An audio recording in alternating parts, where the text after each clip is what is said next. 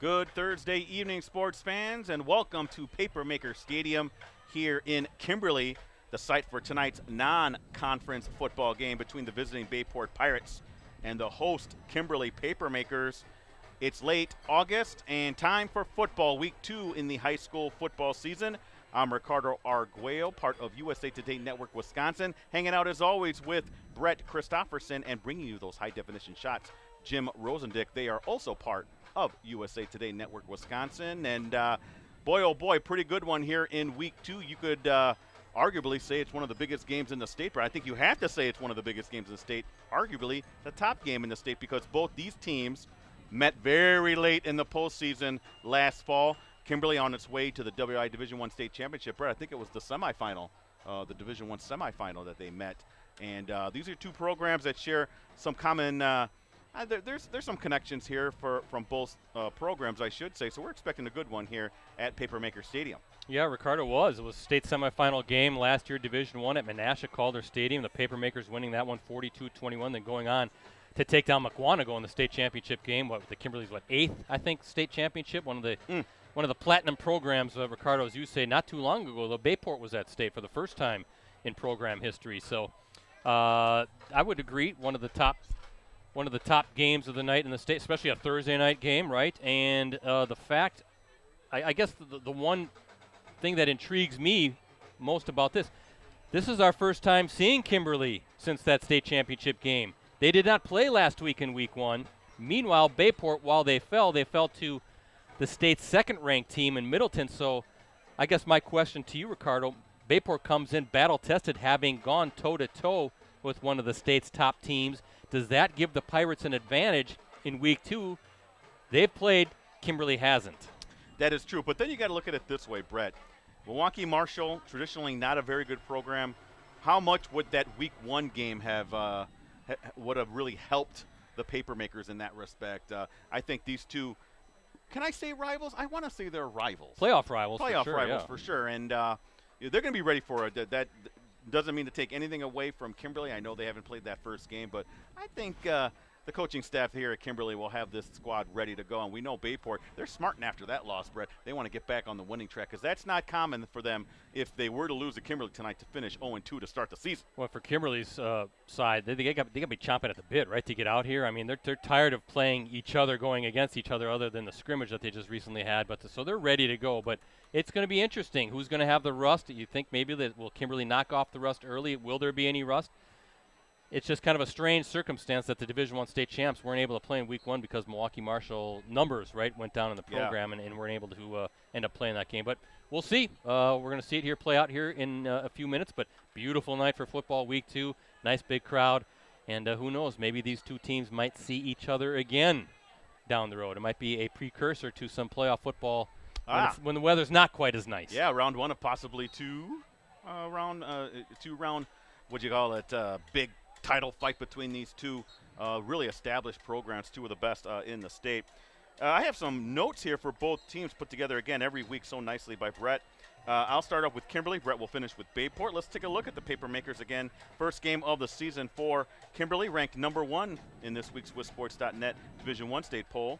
They were idle last week, as we talked about, and coming off a 13-1 showing last season that saw them win yet another WIA Division I state championship. Kimberly scheduled to host Milwaukee Marshall last week, but the game was canceled. Again, Marshall having some participation issues there. And let's be honest, Brett, it would have been like one of those first-round matchups in the playoffs, one of those kind of 70-0 scores. So you kind of have to empathize there with Milwaukee Marshall not wanting to make that trip with Kimberly or have that game against Kimberly. The Papermakers picked by SwissSports.net to finish first in the rugged Fox Valley Association. In all, 45 letter winners return this season for Kimberly. That includes running back Gavin Tyson, who rushed for 588 yards and 7 touchdowns last season, and appears ready to take over the top of the depth chart after filling in for All-FEA running back Blake Berry. Now on the defensive side, Yale commit Sam McGivern is back following a season in which he earned All-FEA mention as a defensive lineman. He's also one of our Elite 11 football players. Brett, more on that later. Kimberly starting quarterback is expected to be Carson Pendleton. He backed up All-FEA first-teamer Seth Myron last season. And the Papermakers have a number of younger receivers looking to contribute, including Brennan Grams, Bryson Veith, and Lance Daring. 2-year starting tight end Abe Coronado. He's key to the run game, so is fullback Jackson Powell. They'll combine with that offensive line that's expected to open plenty of running lanes for Tyson and his fellow running backs and keep Pendleton upright in that passing game. Kimberly also returns a number of playmakers on the defensive side, including Brody Beck, Sam Dudek, and defensive backs Thomas Myers and Cody Oberman. You will get to hear these names plenty in tonight's game. Kimberly, next game at Oshkosh West next Thursday in a Fox Valley Association matchup. Kickoff is scheduled for 7 o'clock. Brett, what can you tell me about the Bayport Pirates? Ricardo, Bayport 0-1. As I mentioned, the Pirates coming off a 35-29 home loss to Middleton last week, non-conference season opening matchup. Middleton ranked second Very good team. in Division I in this week's WisSports.net state coaches poll. So how about that for Bayport? Let's play the number 2 team last week. Let's play the number 1 team this week. Talk about hitting the ground running here in 2023. Quarterback Carter Calise threw for 204 yards and 2 touchdowns, a pair of tosses to Sawyer Torp that included a 66-yard hookup in the second quarter. Calise also led the way in rushing with 76 yards on 9 carries, another dual-threat quarterback for Gary Westerman and his crew over there. Overall, the Pirates rushed for 142 yards and a score, a 14-yard TD run by Tevin Montgomery in the opening quarter on 22 rushes. Montgomery, by the way, he added 44 yards on 10 carries, while Blake Bookinger led the way in receptions with 8 for 64 yards. Torp finished with 110 receiving yards on 3 catches. Defensively, Nick Hawker, well, that sounds like a defensive name, doesn't it? He finished with 17 total tackles, also scored a touchdown on a blocked kick. Griffin Murphy was next with 16 tackles, and Montgomery, an excellent two-way player, he added 10 stops. Brexton Piontek and Tommy Berg each posted an interception. Middleton, 390 yards. That included 235 yards rushing.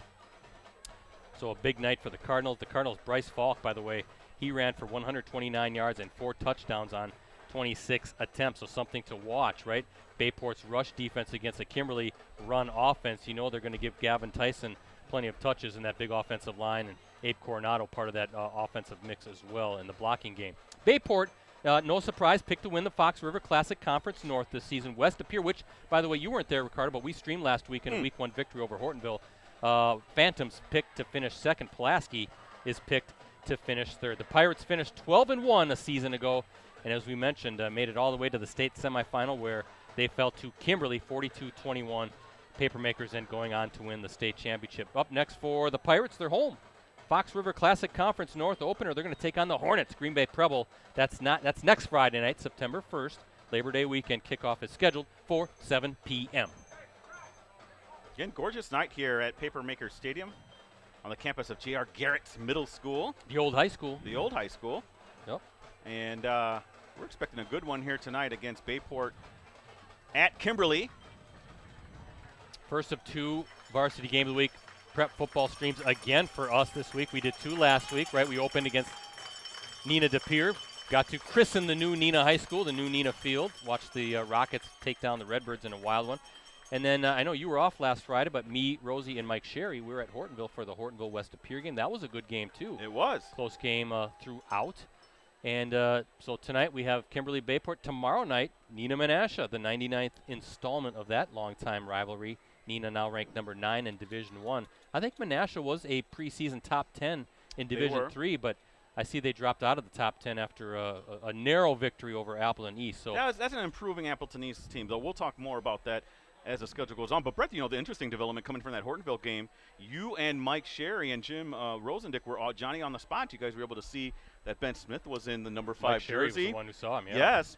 And I did get confirmation from Ben early this week, that, yes, he is coming back. And couldn't stay away. I'm getting, those competitive juices. He's a very competitive kid, a returning, all-state linebacker, honorable mention, I want to say, Associated Press. So this kid really has a lot of talent. That's really going to shore up that Hortonville defense, which I felt is pretty good to begin with. They kind of ran up against a tough opponent last week in West De Pere, who we both think very highly of in terms of offensively. They got some weapons, as we know, they got a very good quarterback. Duke Schovald and then Langdon Nordgaard as a receiver. They got a bunch of receivers, so that team's going to be heard from. But great for Hortonville. Of course, Ben Smith, as everybody I would think knows, one of the country's best throwers in track, and he's going to go compete collegiately at the University of Oregon, so he's going to Tracktown, USA. I was going to say, that's the equivalent of a football player going to Alabama. Yeah, that's a darn good program, and Actually, that's on my bucket list of sports places to see it someday is, is to go to Eugene, Oregon, and watch a track meet and get myself a Tracktown USA T-shirt. But that's good. That's good for the Polar Bears. Good for us, right? The more top-notch players who are out on the field playing this fall, the better for us. We'll get the game started here momentarily at Papermaker Stadium, but first things first, our national anthem coming up. Retired and active military personnel, please salute as the Kimberly High School Pep Band under the direction of Mr. Craig Gall honors the United States of America and those working to protect our country with our national anthem. We encourage you to join in singing.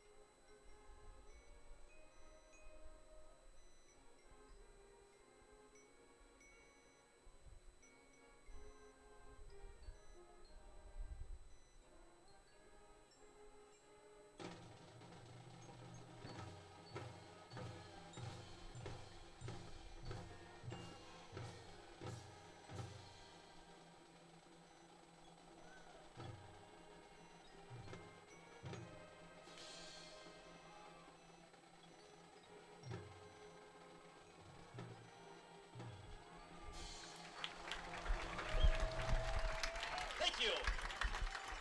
The Kimberly Paymakers, the Bayport Pirates, and the WIA. Before we get started, I want to thank our sponsors, of course. First, Cellcom.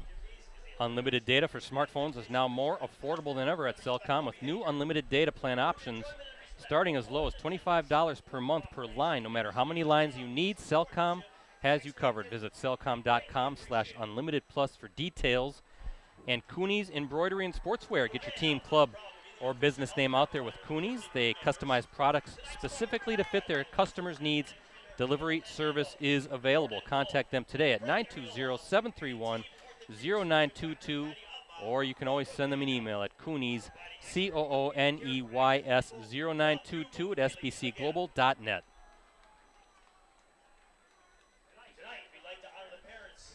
Parents' night tonight, Ricardo. Oh, yeah. Always a big night. A little cloudy, overcast today. Then the sun started to peak as we were setting up for the stream, me and Rosie, and now the clouds moving in again. I'm a little worried about tomorrow night. Could be some rain. Well, we'll be in the, is it the new press box? We're going to be in the old press box again. The old press box, we okay. went there, and the new press box, there's, I guess, a little delay in maybe some of the technical equipment. Gotcha. So we have space in the old box, but Rosie will have to be outside. Oh, boy. At Calder Stadium. So I'm hoping Mother Nature plays nice. I was thinking, thank heavens this game wasn't last night or yesterday when it was like 130 degrees. Yeah, but it was very nice last night, though. If you're out after 7:30, it was very breezy, very nice. I was thinking this is how Arizonans live, right? Yeah. You know, they come Without out the humidity, though. they come out at 7:30, 8 o'clock, try to jump in their swimming pools that are like 110 degrees. Thanks to Ryan McGinnis, the athletic director, for letting us stream this game tonight. Always appreciate him. Great to see him again. Haven't seen him since, I guess, last basketball season. Of course, the baseball coach, very successful baseball program. He's a state championship coach, and always appreciate him and his staff. They roll out the red carpet for us. Same with last week with Mike Elkin at Neenah, Sam England at Hortonville. Tomorrow night, Rick Grable with Menasha. So many great athletic directors and school staff. Always appreciate working with them all and letting us do our thing, Ricardo. Minutes away from the start of tonight's non-conference matchup between Bayport and Kimberly. Kudos to these programs, right, for setting this up. Yeah. You know, let's play some of the best around. Bayport especially. I mean, Middleton and Kimberly back-to-back. Yikes. Now, this is no disrespect to the Fox River Classic Conference. The Fox Ride Association probably game in, game out, a little more competitive. Some better teams overall than the FRCC. So Coach Westerman doing a smart thing and getting those non-conference games, top-notch non-conference games, Brett. Get them ready for the FRCC. Yeah, Gary Westerman, he's been there quite some time now and has really developed one of the state's top Division I programs. Of course, a former assistant here at Kimberly back under Steve Jorgensen, Steve Jorgensen, now an assistant at Neenah, but his two sons, Steven and Matt, assistant coaches for Gary Westerman at Bayport. I also see on Gary's staff is Bill Turnquist, the former legendary West De Pere head coach, who's a state championship coach, I believe a WFCA Hall of Famer as well. So they all kind of intertwine, right? There's always tie-ins with each other, it seems like. Of course, Chad Michaelwitz, the head coach here at Kimberly, his second year. How about that for a debut, right? Taking a team 13-1. First of all, you come in with a pressure-packed job of leading this program, which is established as maybe the state's top program, and they didn't miss a beat. No, they did not. Credit to him. I'm sure he added his wrinkles and his touches, but I think his mantra was, if it ain't broke, don't fix it. Let me just kind of continue on with what's been built here and taking them and winning another state championship.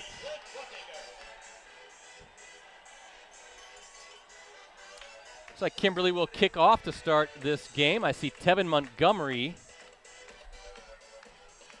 Lance Deering will be doing the kicking for Kimberly. Anthony Lefebvre, number 6, and 33, Blake Bookinger back. So 3 guys back to return this opening kick here at Papermaker Stadium.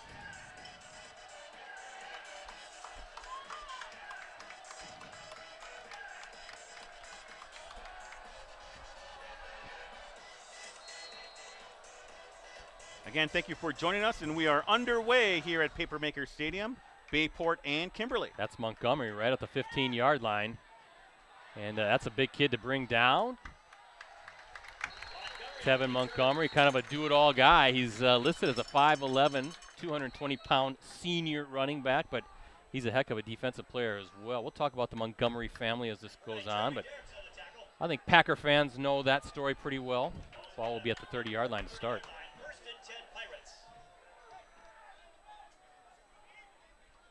First look at Carter Calise, number 2. He'll be the quarterback, 5'10", 175 pounds. He was a wide receiver last year.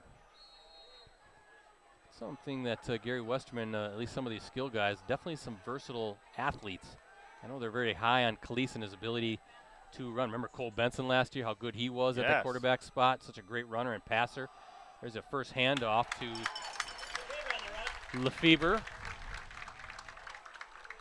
Junior running back. Gain of 1 yard brings up a 2nd 9 at the 31.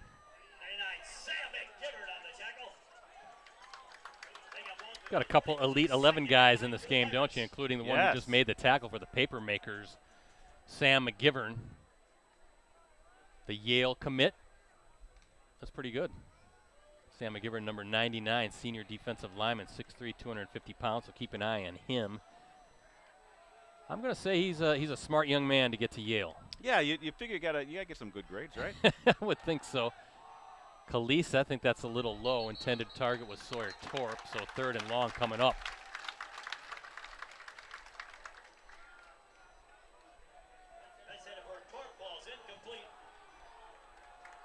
Just trying to update my Twitter here. You can follow me at Ricardo DeLeon, Ricardo Delian. Don't forget about Brett at PC Brett C, Rosie at Metal Rosie. They don't call it Twitter anymore, Ricardo. It's X. I don't care. I'm calling it Twitter. And you're sending X's, not tweets. Well, your first big moment of the game, both sides, 3rd and long. Let's see what Calise can do. And an opportunity on the other side for this Papermaker defense to force a quick 3 and out. Calise looking left. Now he's on the run. And there you see that speed by Calise. He was looking left. He was looking, stayed patient, and just, saw the middle of the field was basically wide open, and he did the right thing. He tucked that ball in and took off, and you can see why they're kind of high on him. That's a big first down run by Calise on 3rd and 9. Yeah, Brett, the Ocean kind of split there, wide open for him to run and get that first down, gain of 19 yards. Ball right at the 50-yard line.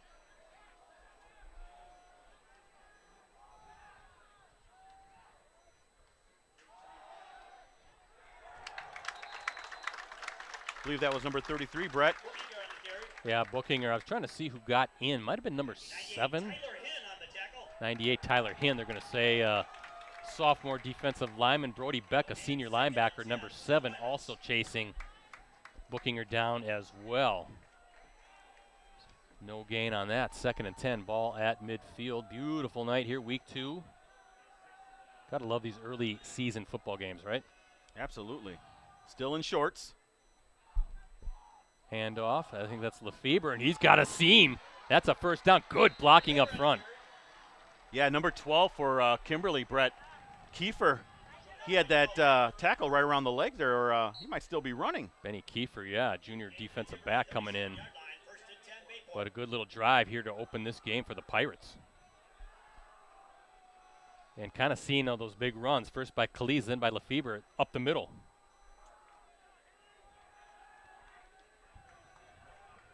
First and 10 at the 37 for Bayport. Nice opening drive for the Pirates.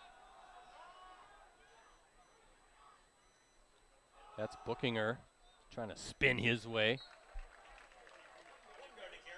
Blake Bookinger listed as a wideout, but getting some touches in the backfield. I was going to say, versatility, a staple for some of Bayport's standouts on this year's team. I mentioned quarterback Carter Calise. He played wideout last season, finished second on the team in receptions and yards with 24 for 473 respectively. He also caught 3 touchdowns. That's a big play receiver, that many yards and that few catches. And he also ran for 323 yards and 2 TD on 28 carries, earning all FRCC honorable mention.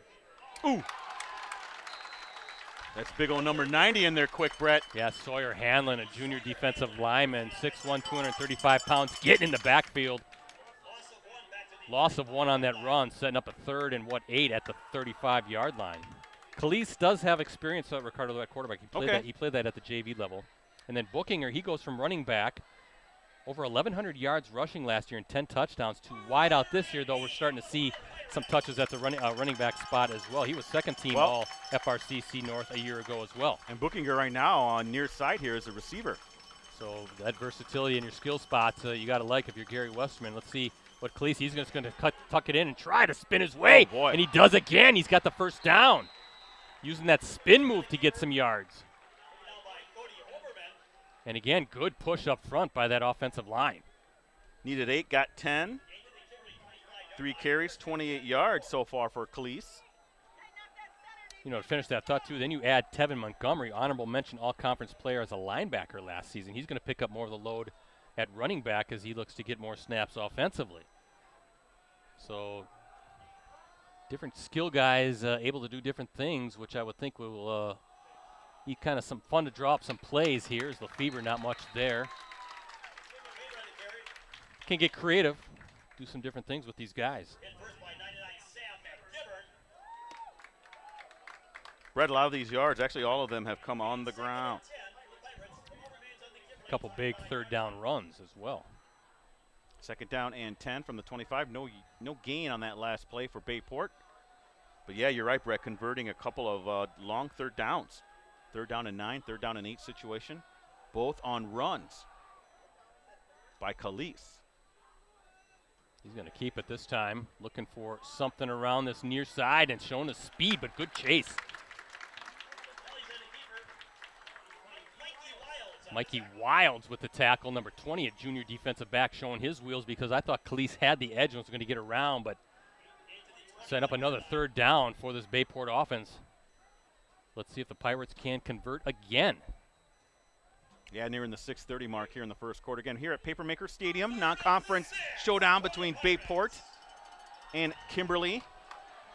These two teams met in the Division I state semifinals last season with Kimberly advancing and eventually winning the state title. Lefebvre, nothing there, and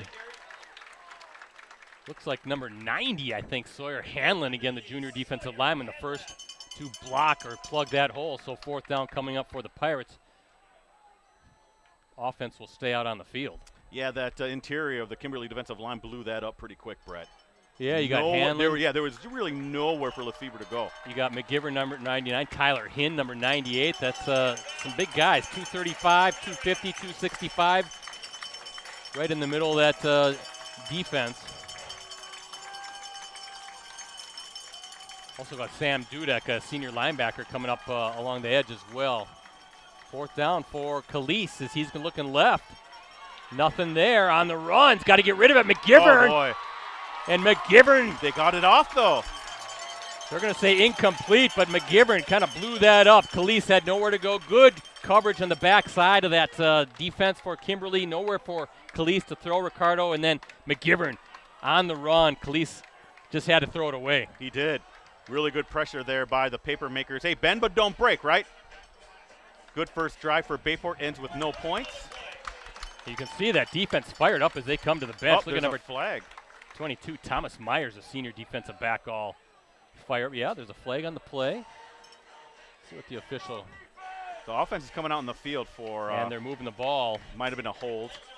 Are they going to say intentional grounding? Yeah. Okay. So give McGivern, what, a sack on that then?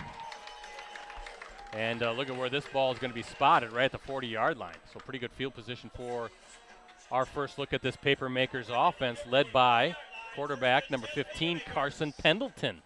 Name should sound familiar. Caden Pendleton, his older brother. Yeah, not too also long ago. Quarterback, right. And then, of course, we're going to see a lot of Gavin Tyson, in my opinion. The next really good running back to come through. It seems like there's been a long run of them, right? Let's see what we have here first. Tyson, kind of little stutter step, reading that block at the last second. He's got shifty feet. Remember, he came in for Blake Berry, did a nice job giving Berry some rest. And Tyson's a kid that he gets in the open field. Watch out. One of those guys, he's like a little jitterbug out there. Tough to. Yeah, Kimberly has always had just a history of just outstanding running backs. They do a lot of, there's a lot of great coaching going on here on all levels, but especially at the running back and offensive line positions. 2nd and 3. Tyson again off the right side, Brett. A lot of Bayport defenders, though, on that run. Yeah, I think that was 34, the linebacker, number Griffin Murphy, I should say, a senior, came in pretty fast. And good job by that, I think, that Bayport defense to spread that out or stretch that out a little bit. And then Murphy came in and dropped Tyson, so 3rd down coming up. Well, now we see Pendleton. Let's see what he has. The first-year starting quarterback. And these receivers are I don't want to say they're unproven, Brett, but, there's no headliner yet. Well, Pendleton coming in, he's a senior, right? Yep. This feels kind of like what Seth Myron did last year. As Pendleton going to swing it, and I think they're going to get a false start. Remember, Myron came in, right, as a senior, saw some spot duty behind Caden Pendleton, and then comes in and plays a spectacular football at quarterback. Wouldn't be surprised to see Carson Pendleton doing the same thing. He gets his shot. He's a senior, so he's got the leadership. And, Ricardo, I know that head coach Chad Michaelwitz, very high on Pendleton. He said to you, you had an article looking ahead at these guys, quote from Michaelwitz, you look at his older brother Caden and last year's starting quarterback Seth Myron, and then you look at Carson. They're basketball players, and they play elite basketball competition. I really think that helps with handling adversity, and Carson has a lot of moxie. Pendleton, he's got all day to throw, going downfield, and just missed. Brett. Brennan Graham's the senior. He did just miss him, but that was, number one, a beautiful pass. Number two, he had more than enough time. That offensive line gave him enough time to sit back there, wait for that. I don't want to say it was a slow developing route, but the route took a little time to get going. He had a nice ball. Just missed this guy, but this is the first game. We're going to expect to see these kind of things. Got to think that you put that in your back pocket, right? Or put that in the back of your mind, saying, okay, that play was there. I think we can run that again later on. And Graham's getting behind the defense. He's got some speed as well. So Bayport holds.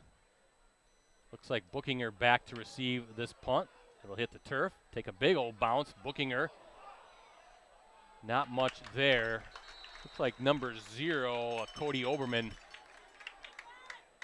tripped up Bookinger, and then the coverage units did the rest. Just to finish that quote, though, that Chad Michaelwitz said about Carson Pendleton that quote again, I like his decision-making and ability to throw the football. He's going to be a really good Kimberly quarterback. Again, we're talking about development and everything like that, and Kimberly has always done that as well with quarterbacks. It seems like their quarterbacks are always efficient. The turnovers are low. And they get better and better. And they get better and better as the season progresses, so that's always a good hallmark of good coaching. 1st and 10 at the 31 for Bayport. There's Bookinger. And number 0 again, Cody Oberman, the senior defensive back, diving in at 5'11", 170 pounds. 3 carries, 5 yards for Bookinger.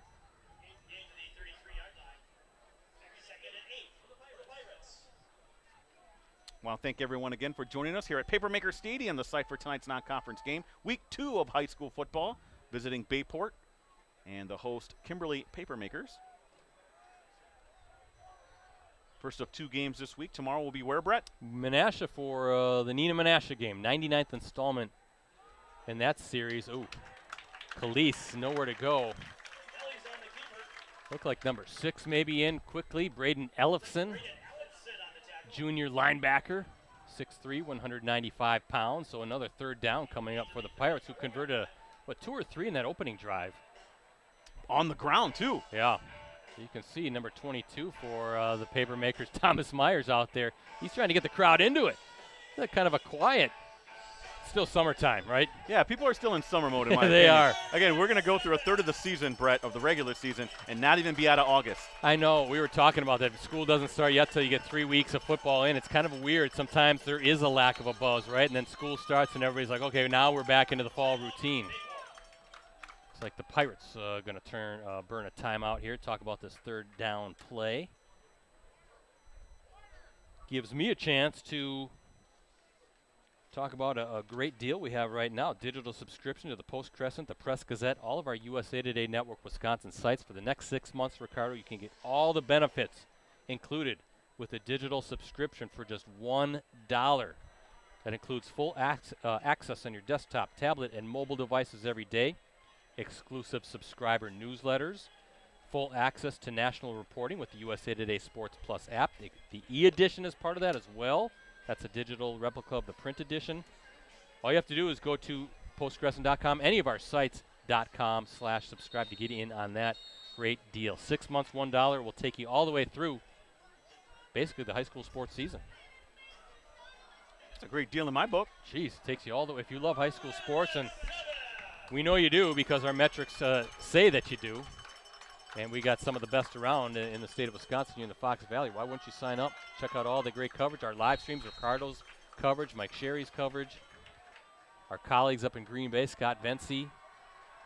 A lot of good stuff. Photo galleries. Khalees, nice throw, and a 1st down to Sawyer Torp. That's a good, confident throw right there by Khalees. And another 3rd down conversion. Pirates in Kimberly territory again. Yeah, 18-yard gain on that pass play. Brett, that was a good timeout by Coach Westerman. Kind of calm his guys down, kind of make sure they go over the nuances of that pass play. I mean, that was a good play there for Bayport, needing, 7 yards? Got 18. Montgomery with the direct snap. He stood up by number 7, Brody Beck, senior linebacker. That's a good matchup. 6'1", 200 pounds, and Beck going against 5'11", 220 pounds in Montgomery. Of course, Montgomery is the son of Green Bay Packers defensive line coach and running game coordinator Jerry Montgomery. His older brother, Jaden, remember him? Former Bayport standout. He's a redshirt freshman linebacker at Iowa. Wonder if Jerry's here as he pouring over that the film, getting ready for Saturday's preseason finale against the Seahawks. 2nd down and 7. Khalees, little handoff to Bookinger. Papermakers weren't fooled. Hanlon again having a big early game. Junior defensive lineman in on the tackle. And look at Ricardo, again another 3rd down. 4 carries, 6 yards for Bookinger, and I think Bookinger did a good job just getting whatever he could out of that play. He was hitting the backfield.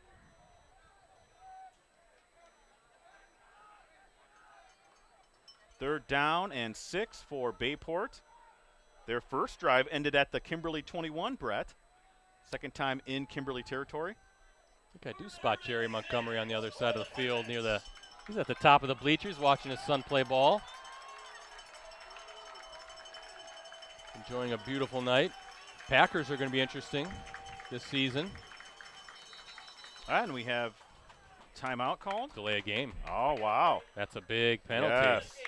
Brett, that makes it 3rd and 6 to 3rd and 11. Looking at Gary Westerman on that far sideline, not too happy with the pre-snap mistake there. Yeah, we got a big season as far as Packers Clubhouse Live. We'll talk about that at halftime. Our Packers player co-hosts have been announced. A new venue has been announced. I think fans are going to love the new venue. It's certainly a well-known venue. I think it's very well known. Here in the Appleton area. Brett, I'm going to say this is the last play of this first quarter. Fast-moving first quarter here at Papermaker Stadium. So 3rd and 11 after that delay of game. Khalees, little pump fake, deep downfield. Oh, boy, that was a nice pass, It Brett. was there. Just off a little bit, but I like that route and that pass. Yeah, Sawyer Torp, the intended receiver. Benny Kiefer on coverage, trying to keep up with Torp. It was there, kind of like what we saw between Pendleton and Graham. So a couple just near hits by both of these quarterbacks. 4th down, Bayport will have to punt. Brett, I lied. That's not the last play of the first quarter. We got to quit predicting. Yeah, I agree. Never works. Like timeouts in basketball or, I think they're going to hold the ball for this last minute. Yeah. And then they chuck up a three-pointer. That's why we're up here. That's true. You imagine us being on the sideline trying to coach? Oh, high snap, Brett. Boy, he's got all day, though. Beautiful high punt. Look out. Yeah. Those are always weird when they bounce back toward the coming players, right? That was that number 23, Brendan Graham's back there, and that was pretty close to hitting him by his toes. So the punt is how we end the first quarter, scoreless first quarter, as we look at our Cellcom Cooney's Embroidery and Sportswear scoreboard. Kimberly will open the second quarter with the football. I believe it'll be on their own 20-yard line. Yeah, we'll be at Menasha tomorrow night. Calder Stadium, beautiful facility as well. Blue Jays host their longtime neighboring rival, 9th-ranked Nina. This will be the 99th meeting in the long series. Too bad it's not at 100. Could have celebrated. That's next year, though. Next year at Nina, right? Live coverage will kick off at 6:45 p.m. You can access our previous Game of the Week live streams on our USA Today Network Wisconsin websites. Just go to the sports section and scroll down until you see the Watch Our Varsity Game of the Week Prep live streams link.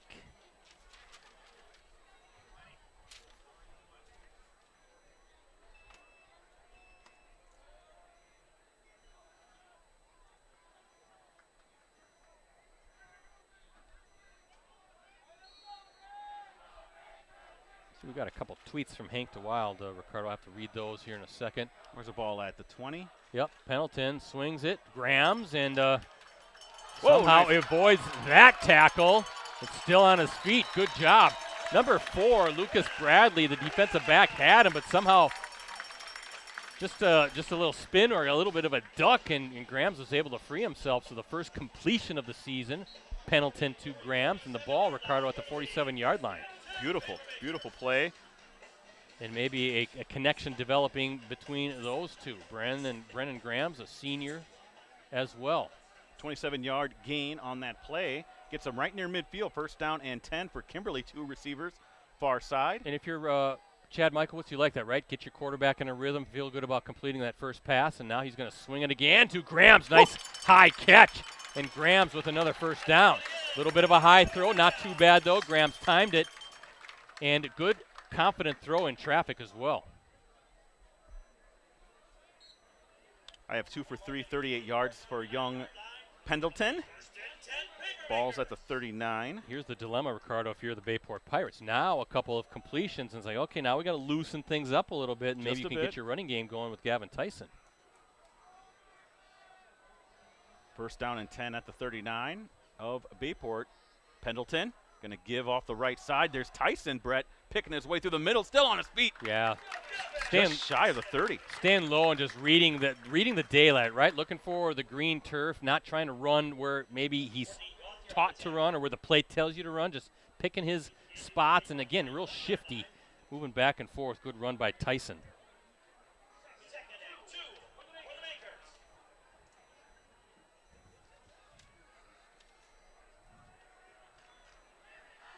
3 carries, 14 yards for Gavin Tyson. Again, just starting the second quarter here, 2nd and 2 for Kimberly at the 31 of Bayport.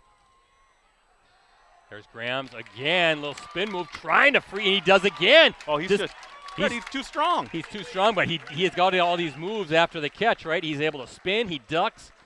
You just can't kind of key in on an area to wrap up and bring him down. He's always moving. You're looking at that Bayport defense, Ricardo. I don't see Landon Gauthier out there again. I know he's suited up, but he missed last week's opener as he continued to heal from a broken rib. He sustained last month in 7-on-7s.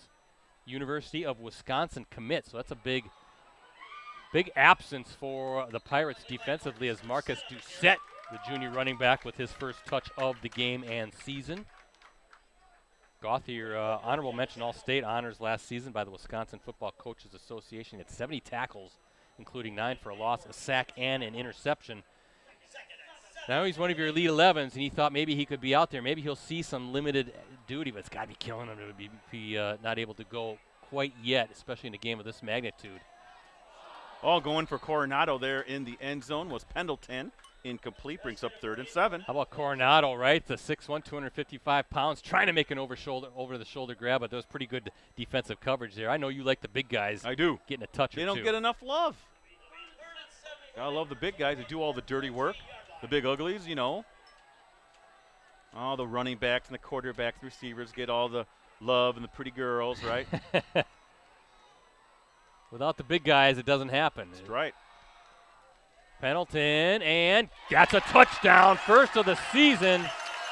And that's to number 1, Bryson Beath.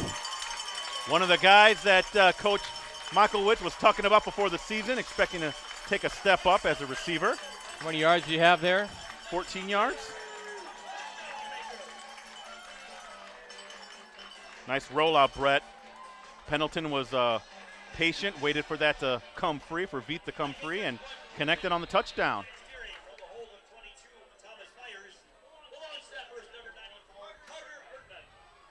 Lance Doring, the kicker on this PAT.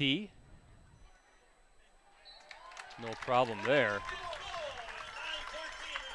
And with 9:13 to go here in the second quarter, first score of the game goes to the Papermakers as we look at our Cellcom Cooney's Embroidery and Sportswear scoreboard. A 14-yard pass from Pendleton to Veith.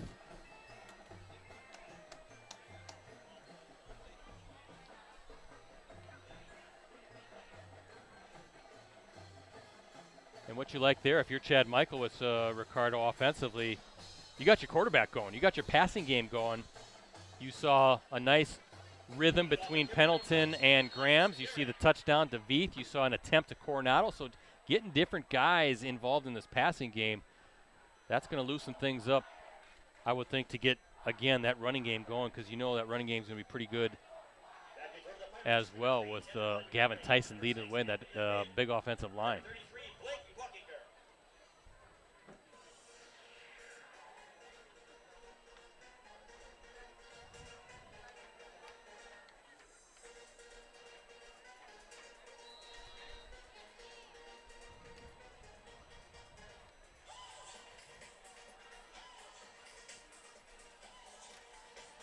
Really impressed with Pendleton on that drive, Brett. Thought he did a good job. A couple nice catches by Grams.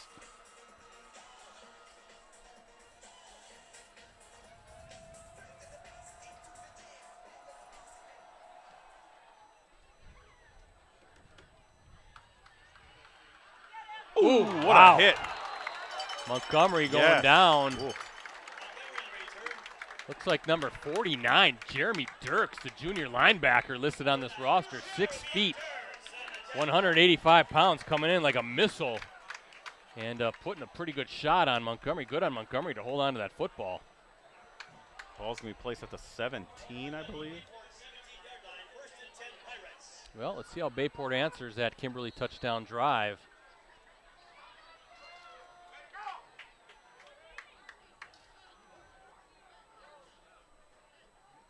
Little flip to Bookinger, not much there for the Bayport senior. Gain of 1 yard. See these tweets from Hank the Wild. Do we see a 48 or 53 for Kimberly? That, of course, listed on the roster, Nathan Wild, senior tight end / O-line. He's got both numbers, Ricardo.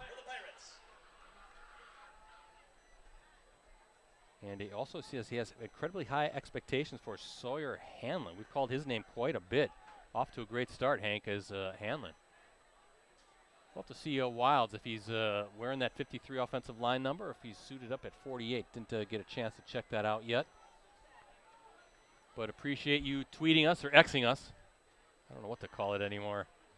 All these smart guys are ruining social media. And another timeout, the second of the half for the Pirates. Interesting stat, Ricardo, that I saw our colleague Scott Vency mention in his wrap-up on that Middleton Bayport game last week. Bayport is looking to avoid its first 0-2 start since 06. Wow. The Pirates opened that season with losses to Pulaski and De Pere on the way to a 7-5 record. So 0 hasn't happened in Bayport country since 06. Of course, losing to Middleton, and we'll see how this game goes. This game is a long way to go, but if you happen to drop back-to-back games to Middleton and Kimberly, nothing to hang your head about, I think you'd agree. In fact, I think it's just going to get them more prepared as the season goes along.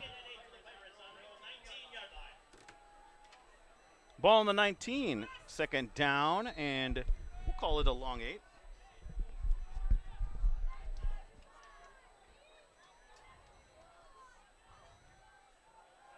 Whoa, nowhere to go for Look Khalees. out. Oh, he's getting held. Got to be a holding Clear call. hold. And Khalees throws it away. I don't see a flag. No, there was a flag. Oh, there is. Okay. That was number Sawyer Hanlon again in the backfield. Yeah. They're holding his jersey in the back. I'm watching the game with my binoculars. His arms are up like trying to show the official. Yeah, and he's almost like getting wrangled. It was like, watching some of those rodeos, Brett, wrangling one of those calves. Well, Hanlon is quite disruptive Yes, in he making is. things quite miserable right now for that offensive line. Just getting in the backfield seems like every play. 6'1", 235-pound junior. Penalties decline, Brett. Yeah, forced 3rd and long, 3rd and 9 coming up. Showing confidence in your defense to kind of do the same. Presumably a passing down, and the way that Kimberly front has been pressuring Khalees in that passing game, makes sense to decline that penalty. Let's see what Khalees does again. This time he's got time. Looking to his left, and nice throw and catch. Yeah, there was nice bracket coverage there. Torp with the catch right against that Kimberly sideline. And again, moving the sticks on 3rd down. Very nice throw by Khalees. Very impressive. Very small window for him to fit that through, and he did, Brett. He knew exactly where he was going to. There was no looking around. He went to that first read and got that ball there. 1st and 10 at the 30-yard line. So a fresh set of downs and keeps this drive moving. Bayport trailing 7-0 as you look at our Cellcom, Cooney's Embroidery and Sportswear scoreboard. 2 receivers far side for Bayport. They're running that way, Brett. I thought a little option look there by Khalees, but he Fumble. keeps it. Oh, it's a helmet. Helmet came off, Woo. yeah. Khalees held on to it, watching through my binoculars. That's actually Tyler Hinn losing his helmet, the sophomore defensive lineman. And he's got to come out of the game, right? Get that helmet fixed. Always kind of disconcerting when you see that happen, Brett. 3-yard gain. Brings up 2nd and 7 for Bayport.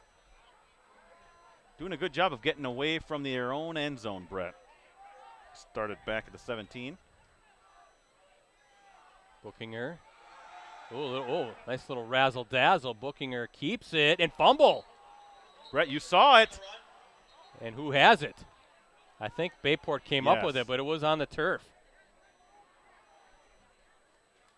Kind of showing the potential maybe to run a little bit of a reverse off that that play, but Bookinger keeps it. Now sets up a 3rd and 2. 3rd and long 1, short 2. A lot of 3rd downs for the Pirates and converting quite a few to start this game. But nothing on the scoreboard yet. Let's see if the Pirates can keep this drive going. Hand off to big Tevin Montgomery. He's got the first down and more, and he's got that far sideline. Finally pushed out of bounds by Benny Kiefer, but nice run by Montgomery. Brett showing some nimble feet there. And some speed once he got through. Ball's going to be placed at the 36. 26-yard gain for Montgomery. How many 3rd downs have they converted so far tonight? Seems like a bunch. Yeah, that's the 4th one. 3rd by run.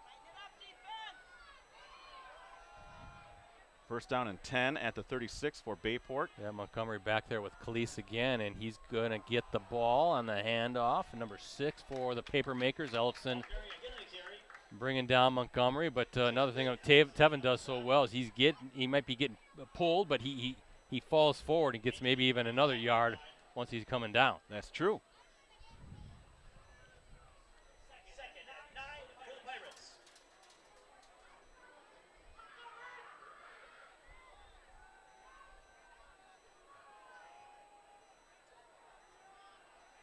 Five carries, 37 yards I have for Montgomery. This time Bookinger with it, but not fooled as Ellefson. He followed that the entire way. Gets in the backfield, this junior linebacker listed at 6'3", 195 pounds, and brings down Bookinger for a loss. Now another 3rd down coming up, this time 3rd and 12.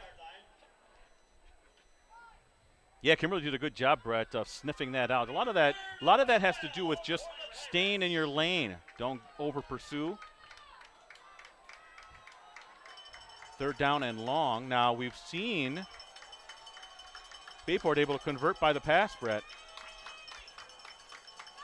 Well, Khalees and Torp seem to have a connection. A little pump fake watch out by Khalees, and wide open.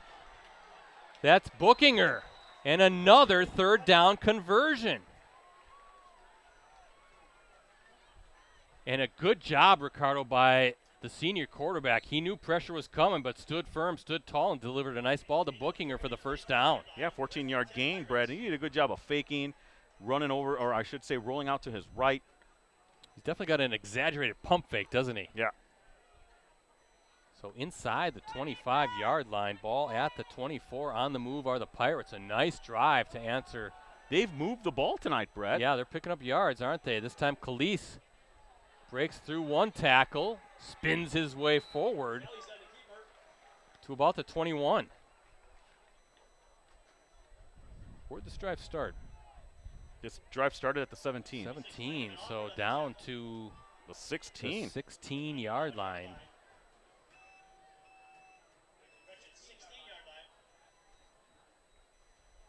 And again, coming off of a Kimberly touchdown, and if you're Gary Westerman, I mean, look at the clock. I mean, this clock's been, you're possessing the ball, keeping that Kimberly offense off the field.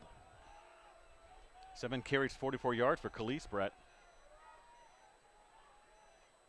He's going to keep it. Little nice pass. Oh, incomplete. Just missed a completion to Bookinger. Bookinger wrapped up quickly, and a good job by that defense. I didn't see who kind of wrestled that ball away, pulled his arm, but again, a nice connection between those two. Khalees, kind of bent down a little bit, made sure that he was invisible behind those big linemen, and then he popped that pass right over the middle, Brett.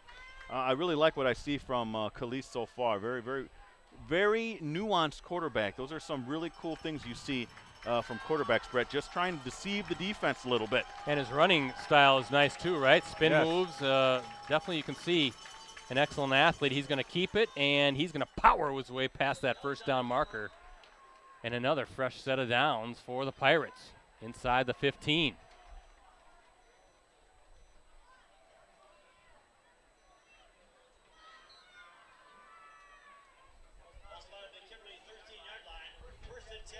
Eight carries, 47 yards I have for Khalees on the ground. Brings up a 1st down and 10 from the 13. Pirates, they got to go. They want to score here, Brad. Nice drive. You don't want it to end with no points.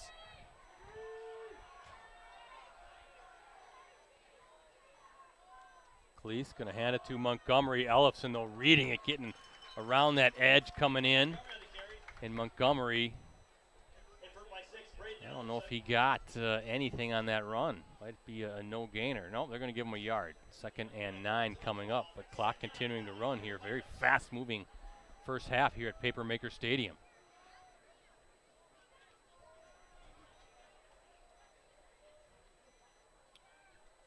I gotta like it though, Brett. Daylight still. We haven't hit halftime yet. Don't you love it? Yeah. Love it. Not when we're in the playoffs, Ricardo. Oh no. We'll be in parkas. It'll be dark out. Hand off. This one to number 6, Lefebvre. And at the 10, maybe inside the 10. We'll say we'll mark it at the 9. 3rd down again for the Pirates. Be an interesting question if they get stopped. Do they continue and go for it? Or what kind of a kicking game do they have? That I don't know, but I guess it depends on how much you get on this play, right? Correct. And trying to get a gauge of the wind. Looks like it's more, maybe more of a crosswind. A little bit of a breeze here tonight. Big hole for Bookinger, and he's going to be stopped shy. 4th down, ball to 5. I think they're going to go for it.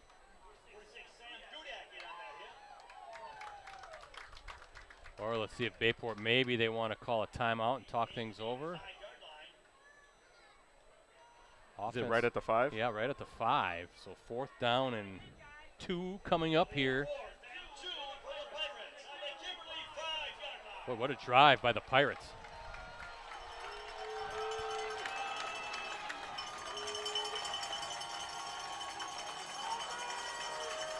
Police waiting for the snap. Oh, and we got a timeout, I believe. Oh, I thought if that was a mental mistake by Bayport, Coach Westerman would have thrown his hands up.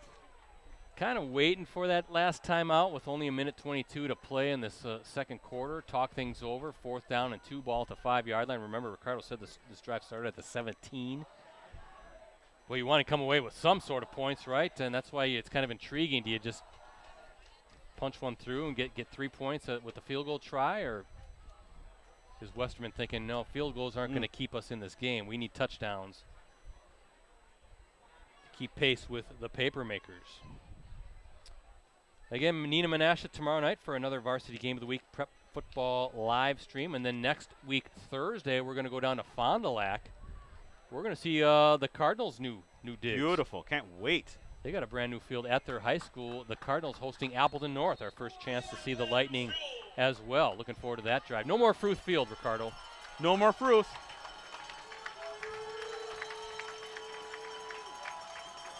Well, here we go. 4th and 2 at the 5. Police waiting for the snap.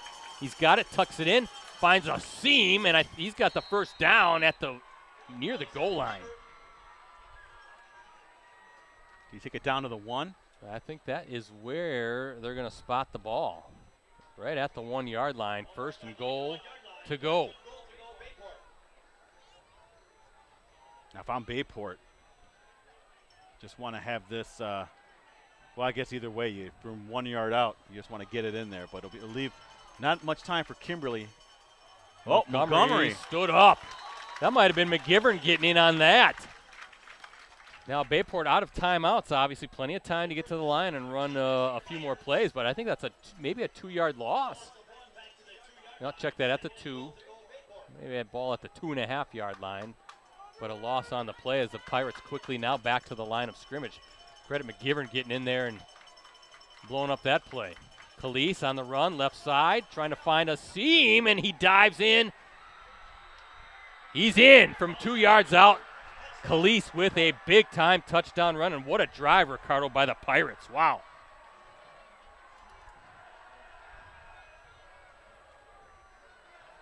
"17 plays, 83 yards.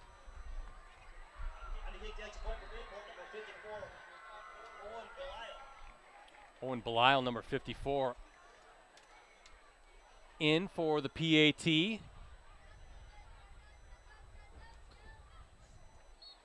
And kick is good. And the kick is good with 26 seconds remaining in the half. We check out our Cellcom Cooney's Embroidery and Sportswear scoreboard. Only 26 seconds remain on the clock. 7-7. We're all tied up here at Papermaker Stadium after that 2-yard touchdown run by quarterback Carter Calise. As Ricardo said, that capped a 17-play, 83-yard drive. And Ricardo, I don't know how many third downs they converted on that series, but that was quite a few. And quite a few tonight. If you're Gary Westman, you're loving your third down offense. If you're Chad Michaelwitz, that's something I would think will be addressed at halftime. Defense, we're getting in good, favorable positions. You cannot be giving up third downs. We got to get off the field when we're in those situations.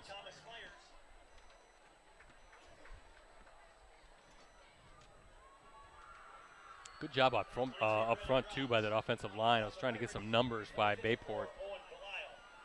Brett, 5 third down conversions and a 4th down conversion for Bayport on that drive.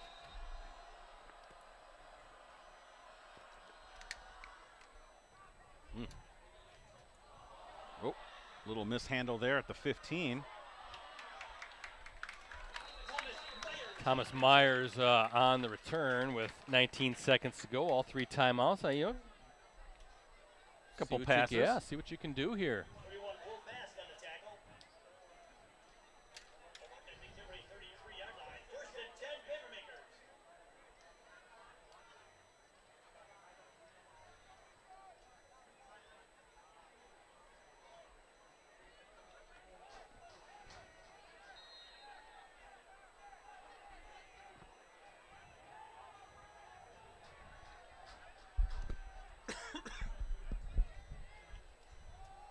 Tyson, watch out. Oh, boy, watch out.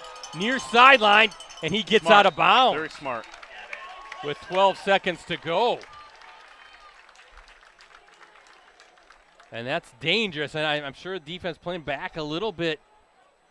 But, boy, you get him in space, and some crazy things can happen. Tyson now in Bayport territory, ball at the 44-yard line, 12 seconds to go, 3 timeouts. Chance to hit on a couple pass plays, maybe put yourself in field goal position. Brett, I want to correct myself. That was an 18-play drive from Bayport. Okay, makes it even more impressive. Remember that hold right away to start? They denied that. That's so right. It is 18 plays. But first down and 10 at the 44 for Kimberly. Do we have a timeout?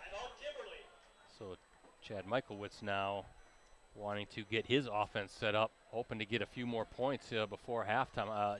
Hank DeWild, I see, looks like Wild is number 48 tonight, so he'll be a tight end.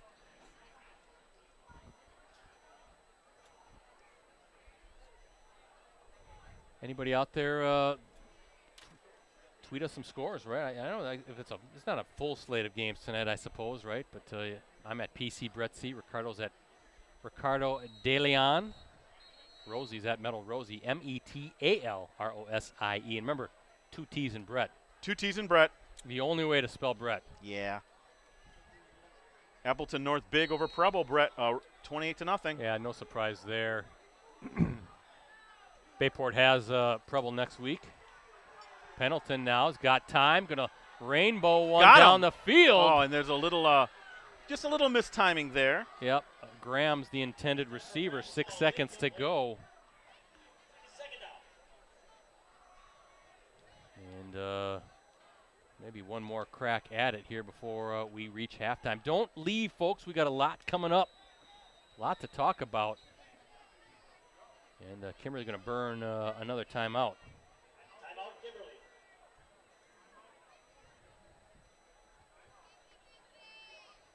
Again, I want to talk about our Clubhouse Live Packer show and announce again who our 2 player co-hosts will be, what venue we'll be at. I can give you a hint. It's also a baseball stadium. It's also a well-known baseball stadium. Timber Rattlers. Okay, that's your hint. Where we're going to be. What a hint. There's more to it, of course, but everybody's excited, intrigued by the Packers, who open against Ricardo's Chicago Bears down at that hayfield known as Soldier Field in week 1. EZW.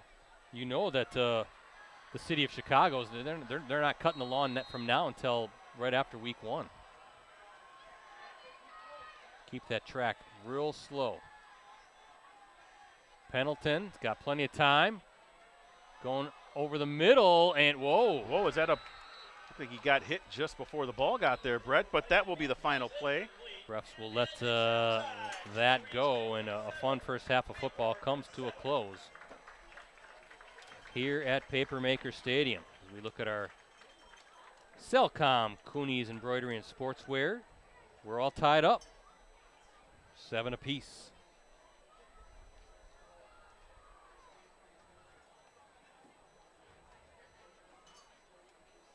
Follow me on Twitter at Ricardo DeLeon. That's DELIAN. Follow Brett at PC Bretzy. Rosie at Metal Rosie. Just updated my Twitter. Before we kind of get into the Elite 11, terrific 10s, varsity roundtable starting up, while folks are still online here, I will announce our Clubhouse Live Packers show, season 15, starting up on September 4th. This year's Packers co-host, all-pro return man, and a key member of that Packers defensive backfield, Keyshawn Nixon, one of our co-hosts, and we're doing dual co-hosts again. We have versatile and veteran tight end, also, I understand, very, very good friends with a certain quarterback who wears number 10. Josiah DeGuara is going to will be our co-host as well. So Nixon and DeGuara. September 4th, we kick it off with a special guest, and we're moving the venue for the first time in our history. We will be at the Fox Club at Neuroscience Group Field at Fox City Stadium in Grand Chute, home of the Wisconsin Timber Rattlers. You all know where Fox City Stadium is, right? Very visible off I-41, so if you're coming from Green Bay, you want to see Jordan Love potentially be a guest, zip right down the highway. You're there within a half hour. Free parking, elevator service to the second floor where the Fox Club is located. Beautiful, spacious venue, great sight lines. And I've been told that there'll be traditional and elevated ballpark fare. So think your standard burgers, brats, hot dogs, but they're going to have those funky, crazy, artery-clogging but delicious burgers and craziness that the Timber Rattlers offer. So the food and drinks, so we'll have prizes to give away. We'll have Packers tickets to give away, signed items, the whole kit and caboodle. Packerland Home Improvement will be our presenting sponsor this year. We appreciate them. So you definitely want to be there. September 4th is our first show, special guest. We'll announce that this coming week or this next week. You can go to facebook.com/Clubhouse Live, give the page a like. We think it's the best Packers show around. It's not X's and O's. It's more entertainment. We do talk football as well, but it's a fun environment. The guys really kind of let their hair down and let their guard down. We have a good time getting to know these guys. And Keyshawn and Josiah, they will be bringing teammate guests each week. September 11th, they debut as our co-hosts together, and then they start kind of alternating weeks. If you can't make it in person, you can always watch it live online. Any of our websites, our Facebook pages, including Packers News, our USA Today Network Wisconsin YouTube channel. You can't miss it. It's all over the place. And I co-hosted Ricardo, the Bears fan, right here. He co-hosted as well. Rosie's part of the production crew. Really looking forward to it. Season 15 of the award-winning Clubhouse Live, September 4th is when it all kicks off at the Fox Club at Fox City Stadium. Brett, I still can't get over the fact that you're using the words kit and caboodle. Maybe that just shows my age, right? I don't know if the young crowd talks like that. That is something I haven't heard in a long time. It's funny. I said kit and caboodle, and I just noticed the numbers plummeted. Our live stream numbers just went down to like 0. Kit and caboodle. That's swell. So I know you're looking forward to Clubhouse, though. I am. The new venue. It's always nice when you have a new facility, and they're excited to have us there, and it'll be cool. I think a lot of our regulars are excited as well. I think we're going to have some of our old regulars back and some new faces as well. That's and great. We're going to honor high school teams of the week, right? That's right. That is true. And I've already contacted. I want to say I have the first 2 lined up. Fantastic. So there's something that we'll do every week. Just kind of highlight our area teams. It's a way to give back to the community, Brett. We're very giving. And it's a way to introduce the show to some new folks, some young folks and their parents as well, coaching staff. So that's going to be a lot of fun. We have the space to do it now. Yes. And if you've never been to the Fox Club, it overlooks the stadium, the ball field. And they got doors that open. So in these early season shows, hopefully we can maybe have the doors open until the show starts. I'm even entertaining maybe doing that during an ice bowl show. maybe the middle of December, early January. Oh, Let's boy. open those Oh, doors. boy. Let's open those doors. But looking forward to that. Can't wait. And I think you would agree as well as I would. The Packers season, a lot of question marks, a lot of excitement, but a lot of unknowns, right? Jordan Love going to be the starting quarterback. He's looked good so far in preseason. That's going to be a fun matchup between Jordan Love and Justin Fields in week 1. We'll be looking forward to a good game. So, Ricardo, you had the Elite 11s that just came out. Terrific 10s are coming out. Why don't you tell the good folks who are hanging out with us at halftime what that's all about and maybe who all of the honorees are. Let's take a look at our Elite 11. We have a couple players on the Elite 11 that are in this game right now, Brett. And we're really excited. That's our digital showcase of the top senior football players in the Fox Valley area. We include Green Bay area teams as well as Appleton area teams. So we're looking, at a pretty good segment of the Valley when it comes to that. And we're really excited. Let me see if I can get this squared away here. The couple of players that are on the field right now, Kimberly Sam McGivern. He's already made a couple big plays already, Brett, for the Papermakers defensive lineman. On the other side is Landon Gauthier. Did I say that right? Gauthier? Gauthier? Yeah, Landon Gauthier. Haven't seen him on the field, though, tonight. Okay. But he is dressed. Great kid. They came in for that green screen shoot, Brett. They did a great job. And, again, look for this on postcrescent.com or on greenbaypressgazette.com and look it up under the varsity tab, and you should see the Elite 11 football team. Let me go through some of the other kids that are on there.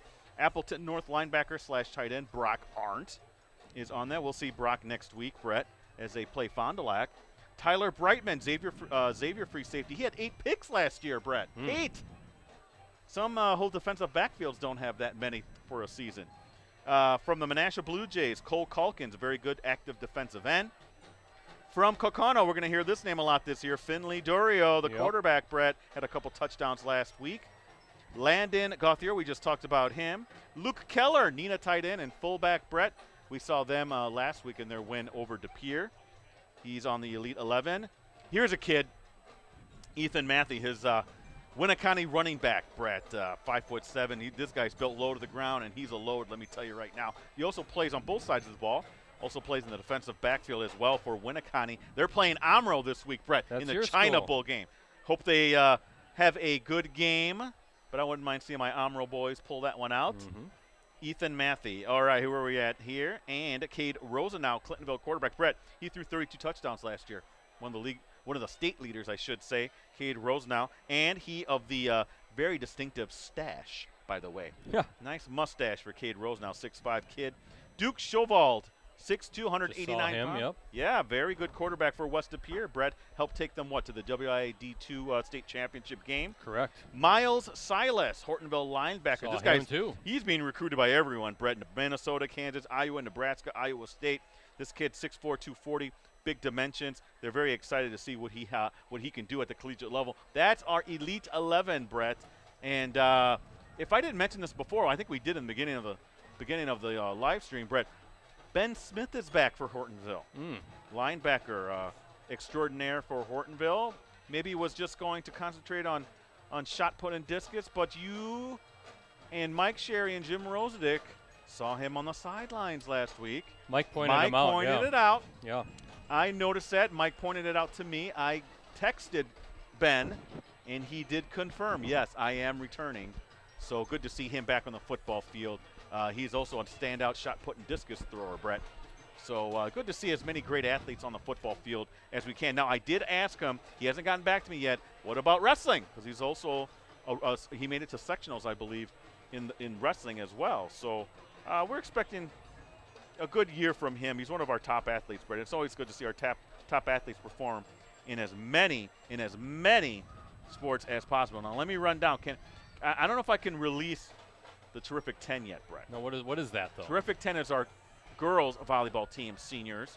Okay. I'll let you know a couple, though, because I did release some of them already as a promo kind of thing. Well, first off, no-brainer, Appleton North's Ella Demetrician, the #1 rated senior girls volleyball player, by the way, by PrepDig.com.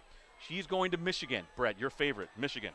She's heading out there. It's my favorite. I didn't know that. Yeah. Well, Xavier Matea Kuipert is also on the team. She helped lead the Hogs, Brett, to the WIA Division II state title last year for girls volleyball. And get this, Brett, Xavier returns their entire team from last year, their entire starting squad from that championship team that beat Sauk Prairie in the D2 championship game. But look for those. I'm going to be releasing, the single cards that Rosie whipped up. Going to be releasing those in the coming days, and then that team will hopefully be ready by next week, early next week. And I hear the girls' volleyball around here is pretty good. It is fantastic. It is the most difficult thing to cut down because, Brett, all these girls that are on this team are Division I girls. They're going on to play Division I collegiately. So think about that. This area, fantastic for girls volleyball. It's second to none, really. Now, do we have an opportunity to stream a volleyball game at some point? We can. I'm fine with like that. what would be a really good matchup? It's a little too soon. Next week, August 30th, at Xavier at Fox Valley Lutheran. But, Brett, that's a D2 state champ, and FVL made it to the sectional finals last year, beaten by Xavier. Why don't they schedule these matches later on? But right? some ones you should think about, maybe Kimberly, Appleton North, always a big one. Anything with Appleton North, right? Appleton North, Kaukauna, Appleton North, Hortonville. But, I'm all for maybe asking our friend Bruce Moriarty if he's around to kind of come in and kind of chill with us a little bit. And while you're relegated to camera duty? On the floor? Well, that's what we've done in the past, right? I'm trying to think the last time we did a volleyball game. I think it was over here at Kimberly High School, and I think it was Kimberly Appleton North. I was the court cam. I will look. I don't believe Xavier plays Luxembourg Casco. That would be another big matchup if they do indeed play each other in the regular season. I know they're probably going to meet in the postseason. But let's keep it. Let's try to do a girls volleyball game. That was fun. It was fun. Would love to do that. My dream someday with the stream team is to do a high school game Monday through Saturday. All wow. Right? Monday through Saturday. That's our full-time thing, huh? By the way, you can check out some of the games to watch this week. Mike Sherry put those together. This is a big week, rivalry week, Brett. Mike has, I think, the top 7 games to watch, or top 5 to 7 games to watch this week in the Fox Valley. Go to postcrossing.com. Check that out. I also put together the top girls volleyball players, like a bigger list, and involves more players than just our terrific 10, and also the top teams, top 5 teams. Number 1 team, Brett, you got to go with Xavier, the defending D2 state champ. Remember, the team is I like to do it not looking so much at divisions, but pound for pound, Brett. And Xavier, to me, is the number 1 team in our area in that respect. Kind of like pound for pound, we're the best stream team around. No doubt about it. Right? And there's a lot of pounds. Speak for yourself. And then a couple more things we should talk about. Varsity Roundtable. Varsity Roundtable. Season 16 is it coming up? How many seasons? I think it was a season after. Clubhouse is 15th season. So we're 14th season. And live streams are 16. 16 because we started in 08. Yes. We've been doing this a long time. Live stream, 16th season. But Roundtable is, I want to believe it's 14th season. Okay. Which September 6th, I think you have it marked down is when we're going to kick that off. And that's the only online high school sports talk show in the state. We're going to be, highlighting some of the best teams in our area. I already have feelers out there to get Appleton North, Xavier, some of the teams on to the show, along with Kimberly football, Appleton North football. It's going to be every week. You're going to see one of the best teams in our area in a show in a talk show format. We like to have some fun with the kids, do a little trivia game. Rosie's, he's kind of tweaking the way it looks a little bit, and hopefully it'll be our best season yet, bro. We have big expectations for the 14th season. The only online high school sports talk show in the state. I want to say in the Midwest as well. Nobody showcases high school athletes like we do here at the Post Crescent. Well, that's what's fun about our streams, Ricardo, is we get to profile so many great teams, so many great athletes. We get to meet them at Varsity Roundtable, so we got the games. But then we have the mix. We can have the Packers show in there, so we get a little professional sports as well. So you got a nice little mix here, and that's why that 6 months for $1 subscription, it's a no-brainer if you love sports. And then if you want to watch past live streams, you can go on either we have the Varsity Roundtable link, a little button, whatever they call it at the top. You go to postcrescent.com, click on sports, and then within there you can click on Varsity Roundtable, look at the replays, or we've got all of our games. You just go to Watch Our Varsity Game of the Week Prep live streams link on all of our sites. So there's just a lot of different offerings, and like you mentioned, the Elite 11, Terrific 10, your recaps, throwing some feature stories from time to time, and it's pretty darn good coverage. I don't know why you wouldn't get in on that. So go to postcrescent.com or Green Bay Press Gazette. Whoa, Green Bay whoa, Press whoa. Gazette.com/subscribe. I'm getting excited talking about our 6-month for $1 deal. Last but not least, our podcast is coming back in a reformatted way and maybe a new name, right? And yes. When are we starting that? I would like to start that the week of our varsity roundtable, Brett, if we can. Okay. I know that's kind of a tight week because we got the holiday, but hopefully that's can come back because I do want to highlight. I want to have a little bit earlier in the week so that we have we can highlight some of the big football matchups that are coming up. We'll be in the bulk of our football season by then. Yeah. Volleyball will be in gear, and we also tend to talk about. Excuse me. At the end of the show, we also tend to talk about the NFL action. NFL will be starting that week as well, Brett. And special guests. And special guests. We're hoping to have some coaches, maybe some graduates, a local alumni come in, talk about how they're doing in college. We want to reformat the show a little bit just to maybe broaden the horizons a little bit when it comes to that. Not just straight prep talk, but also include other areas as well. And we're switching the name, right? It used to be the R&B show, and what's it going to be now? 920 Sports. We stole that from Mike Sherry. Okay. 920 Sports Podcast. Now, And has Rosie developed a new logo for us? that is something I have not talked to Rosie about, but I'm sure he will. He's listening right now. Yeah, Rosie's like, wait, what? He's like, thanks, guys. Yeah, thanks for volunteering me, guys. Hey, again, so that's an incredible amount of content. And we're not even talking about my takeaways. Let's have a good talk. Hey, how you doing, Doug Ritchie? Doug Ritchie here to giving see us you, some Doug. love. Nice to see you guys. Fox 11. Want to do the second half here, Doug? Yeah, you do that? I'll take your camera, and you do me. Yeah, and You thank too. you. Thanks, You Doug. too, Doug. And Doug Ritchie from Fox Fox 11. 11, hanging great out guy. Here. Yep, fantastic. he and I actually, by the way, Brett, we were up in Stevens Point not too long ago, mid-July, part of the WIA media board. Okay. And just to talk to the WI about things, concerns, that kind of stuff. Todd Clark put that together. He and I were the representatives from the Valley.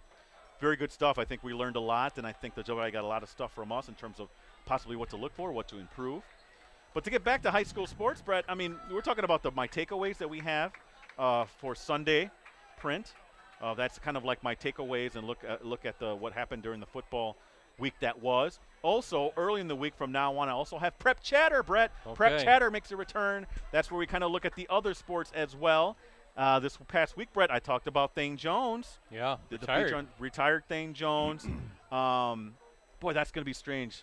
Cross country and track without Thane. I'll see him running. I think he lives in Little Chute, and I live around here, so I bike, Okay. through all the villages, and every now and then I'll see him kind of running down the road. He's still putting in those miles after all these years. Great guy. Great shape. Great resource. I'm going to miss having him as that because anytime I had a cross country question, Brett, or a track, number one guy I called was Thane Jones. Now, some people might think he's a little grumpy. He's He got can a get a little he's grouchy. got a good heart. But he's a great heart. He's a great guy. Loves those kids. I think he had some very, very poignant comments, Brett. So please read that, by the way, if you can. Go to postcrescent.com and check out my Prep Chatter on my feature on Thane Jones as well. And every week I'll have the rankings and stuff for the football team and the volleyball teams, all that kind of stuff.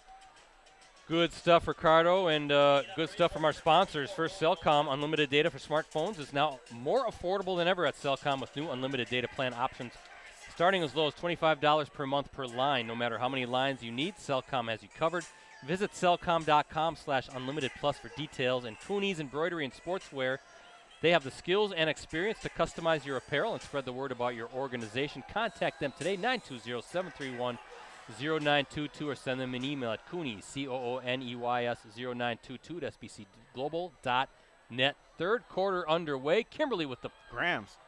with the ball. Yeah, Brennan Grams with the return, and we'll see what sort of tweaks, what sort of adjustments these two coaching staffs will make here in the second half. First half, each with a touchdown. Kimberly got on the board in the first quarter, a 14-yard hookup from Pendleton to who was that? That was Veith, right? Yes, Bryson Veith. Yep, 7-0, and then a 2-yard run by Carter Calise with 26 seconds remaining in the half. That capped an 8-play, 83-yard drive, 5 third downs, 1 fourth down conversion. And that's where we stand as we look at our Cellcom Cooney's Embroidery and Sportswear scoreboard.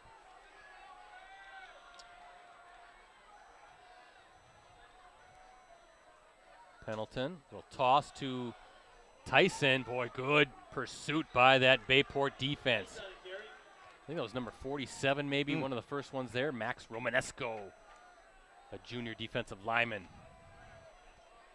Yeah, I have 5 carries for 43 yards for Gavin Tyson. Yeah, Kimberly, of course, the Pirates possessed that ball so long in that second quarter, but Kimberly yet to get that running game really in gear.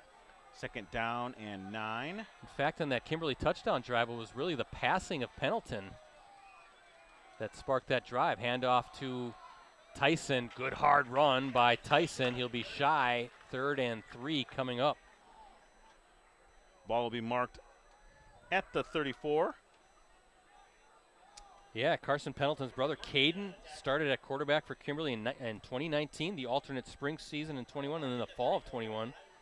Caden, really a stellar career, 4,506 yards and 41 touchdowns, completed 63% of his passes. Ricardo, Caden currently a sophomore quarterback down at Carroll University in Waukesha. Handoff to Tyson, and he's going to be stopped shy. The Bayport defense making a big stand here to open this second half, and the Papermakers punt unit coming out. That's a big 3-and-out by that Pirates defense. I agree, Brett. One thing I'd like to see more, and I really think he's a playmaker, is that Grams get the ball into his hands. Doring out to punt this away. You can see, Ricardo, nobody back for the Pirates. Are they expecting a fake? That'd be kind of a gutsy thing to do here at this spot of the game and field, and that ball is out of bounds. Don't even get beyond this. What was that, matriculation or whatever that's called, where they try to figure out? Looks like it just skipped out right at the 40-yard line. Forget what you call that with the officials. Triangulation. Triangulation. That was a 25-yard punt, so Bayport's going to have really good field position here at their own 40. And a good job right now by that Bayport defense, Ricardo, because last week, it's weird to see Bayport surrender 35 points in a game like they did against Middleton. According to our colleague at the Press Gazette, Scott Vency, the Pirates had allowed 35 or more points in the regular season only 3 times in the previous 10 years, and 2 of those came during that alternate spring season. So a good bounce back by the Pirates after giving up 35 to Middleton last year. Is Bookinger with it, and guess who? Sam McGivern wrapping up Bookinger. He's not going to let him go. 2nd and 10 coming up.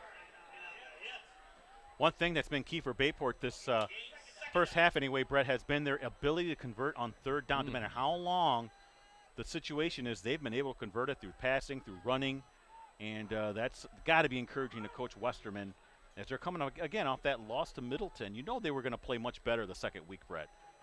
And that's exactly what's happening. They're giving Kimberly right now everything they can handle in the 7-7 tie. And again, keep in mind, Kimberly didn't play last week, so this is the Papermakers' first game. As we said, Pirates battle-tested, having played a very good Middleton team. Bookinger, not much room there, as McGivern as well on the tackle again.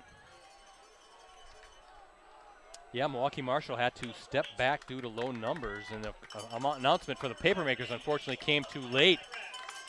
Couldn't find a replacement to make it work. Well, here's a 3rd down and long, Brett, and again, Bayport's been fantastic in this situation. Kimberly's defense needs a big play here with the ball near midfield. And I'd watch number 1 up there, Torp. They're doubling him. Look out. Feeling the pressure, but he can run. There's holding, definitely holding. And you're going to decline that, and 4th down coming up. Well, I don't know if you declined it, Brett. They're near midfield, and that's a 4th and 6. 4th and 5, you maybe. You think Westerman and the Pirates would go for it at that spot? I don't know. I think you decline it, bring up 4th down, and have the Pirates punt. There's no way they're going to go for it.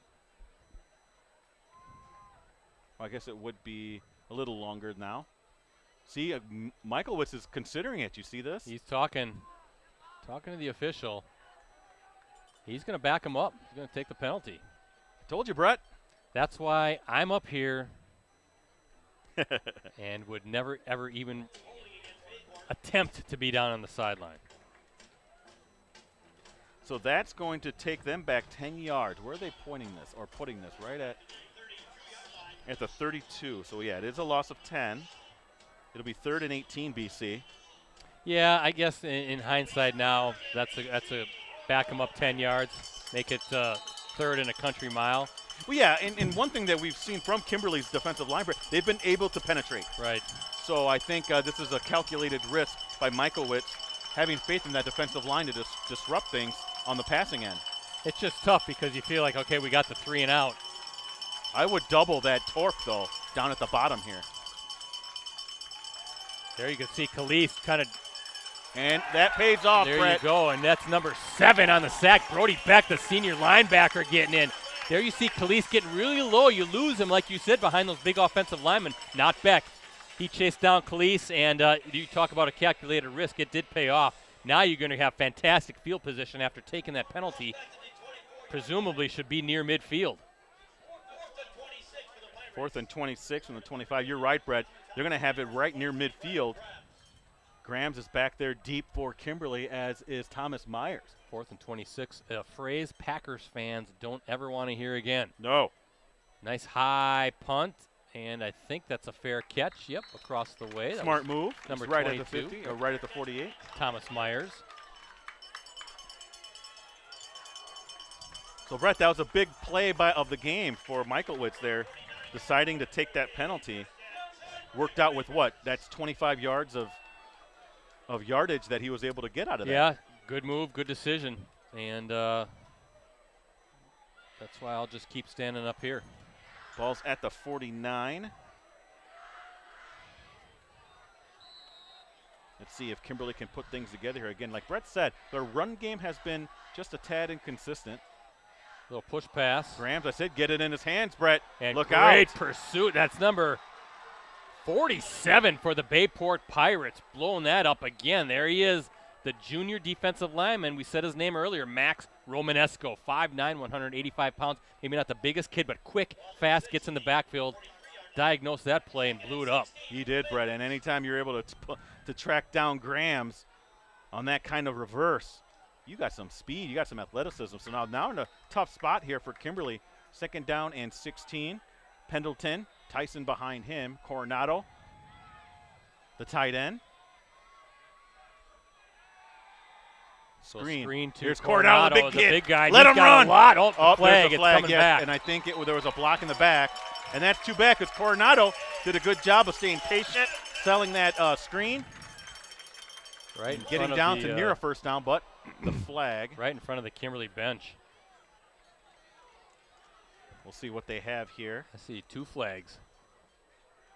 Was it a block in the back, or was it too quick down the field? I didn't see what they said. Legal man downfield. Yes.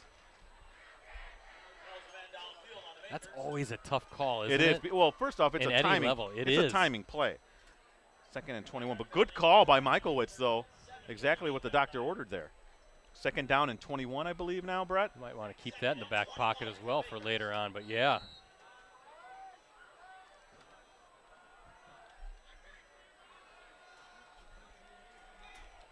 Now what do?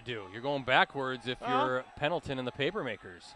Protect Pendleton and get some intermediate passes in there. Hey, they're just going to hand it off to Grams. That doesn't go anywhere, though. Or is that Doucette? Doucette. Okay.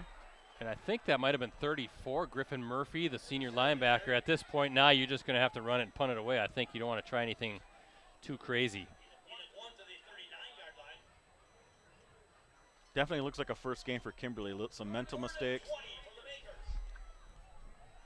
Some mental mistakes and, a little sloppy play.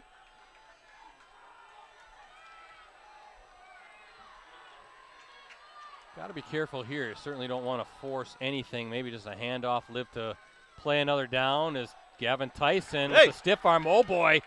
And now it's in Bayport territory. Nice run. But I think if you're Kimberly, you play field position. You do. You punt it away and make Bayport try to put together another 18-play drive.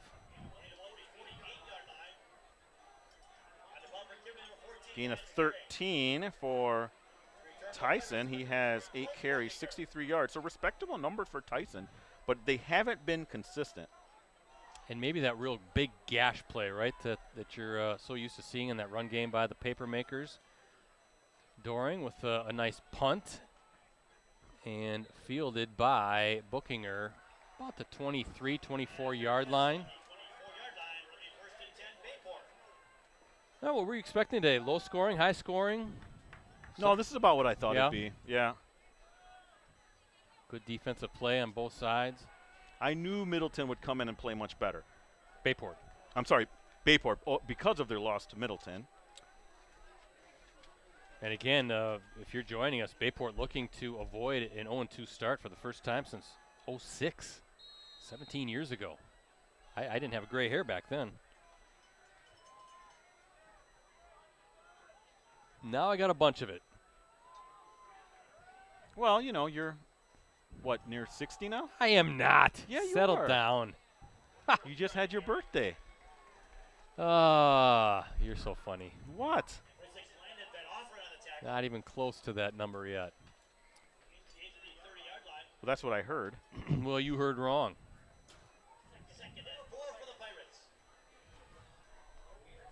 You don't look a day over 52, my friend. I'm not even that. So Oh, you're settle not? down. I thought you were 52. Nope. 51. Oh, 51 okay. big Sorry, ones. I was way off. Yeah, okay.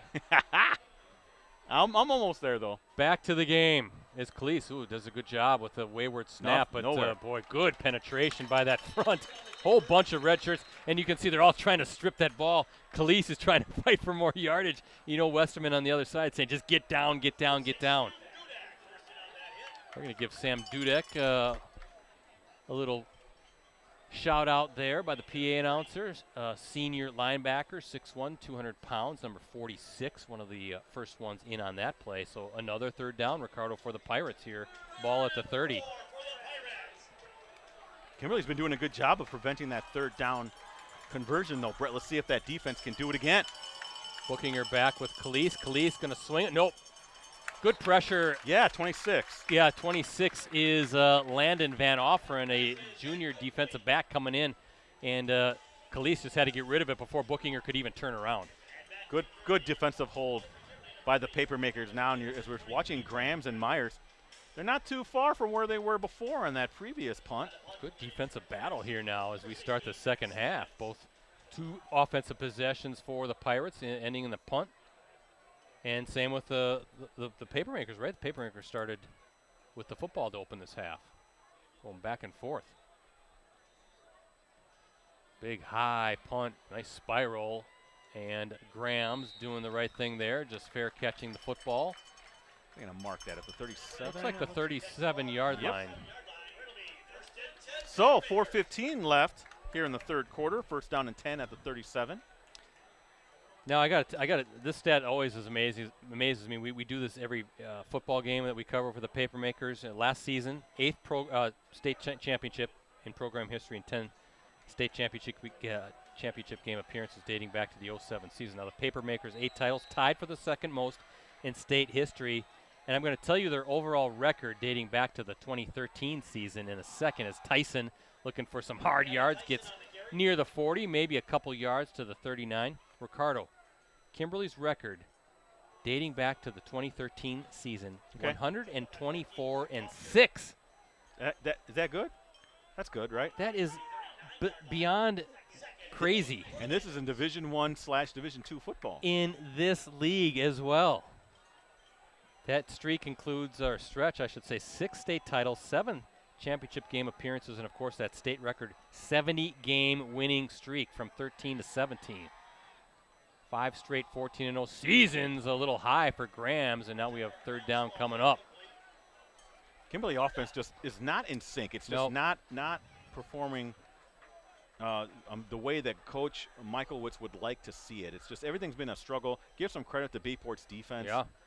And but it looks, boy, I hate to say it, does look like their first game. It looks like they're working out the kinks a little bit. And look at here, Brett, third down and 8, another long situation for Kimberly. You know, I think it was in your recap, looking back at the high school football games. You talked to Coach Kromenacker at Appleton East. He didn't buy that, we got to iron out the kinks here in week 1. He said, we've had 3 weeks of training camp to iron out the kinks as he was talking about that 21-19 loss in week 1 to Menasha. And I kind of agree with him, right? I'm sure Michaelwitz will say we made too many mistakes. It should have been worked out, yes. All day for Pendleton. And what a catch. Is that Graham? Yeah, and that is a catch. I know Bayport says that was incomplete, but he held on to that. He never did. hit the ground. I was watching that throw in my binoculars, and he caught it. He was on the ground as he caught it, but he caught it. And that's a big first down throw from Pendleton to Grams. Good concentration by Grams on the turf. 16-yard gain, Brett. And don't you feel like for Kimberly that's a little bit of a sigh of relief? Like they're able to get a first down, keep this drive going. Well, at the very least, field position right now. That's the battle, and you get it in Bayport territory. Pendleton waiting for the snap. Going to swing it over to Grams again. Low, but Grams good concentration, making sure catches that ball, secures it with his knees on the ground. No big deal. Inside the 40 down to the 39 on that pitch and catch. Yeah, last year's title game, that was a 34-30 victory by the Papermakers over Mukwonago. A thriller that wasn't decided until Blake Berry's 5-yard touchdown run with just 26 seconds remaining. That was a great, great game. You were at Camp Randall. I was. To cover it.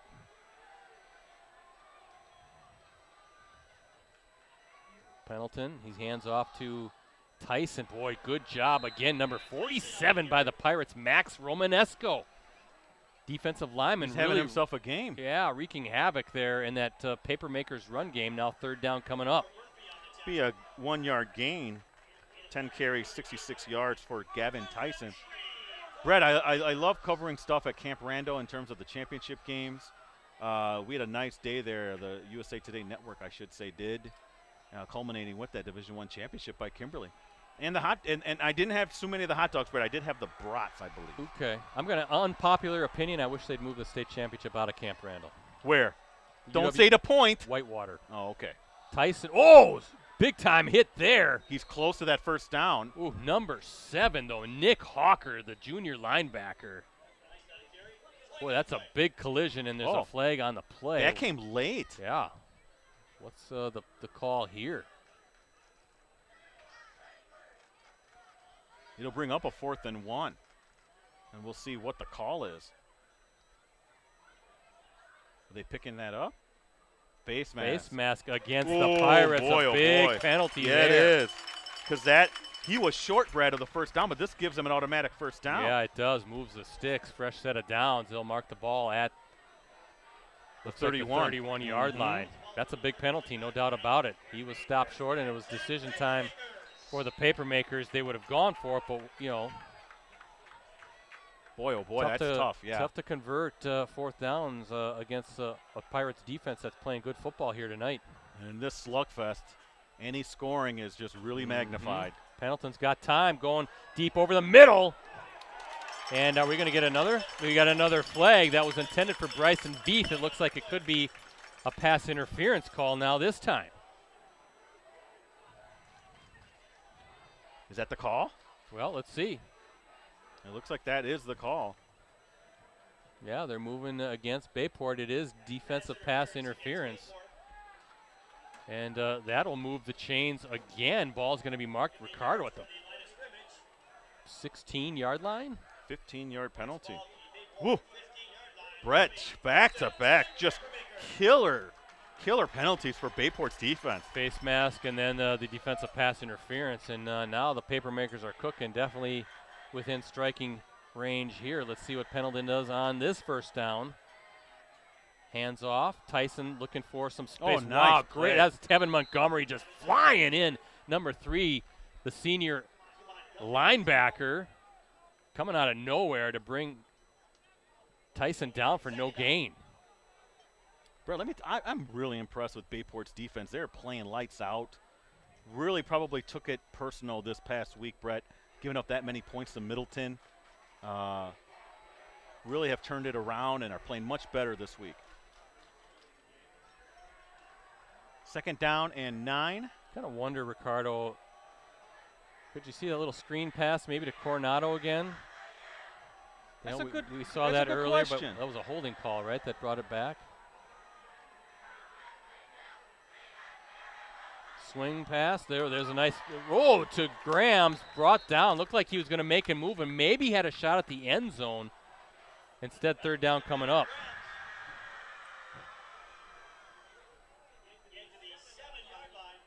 Good tweet or X by Jeremiah SS. He said if state has moved out of Camp Randall, it should be put at UW Oshkosh, not further south. I I could go for that too. I think Titan Stadium would be a fantastic venue Not, as not we enough. close Not enough parking. out the third quarter.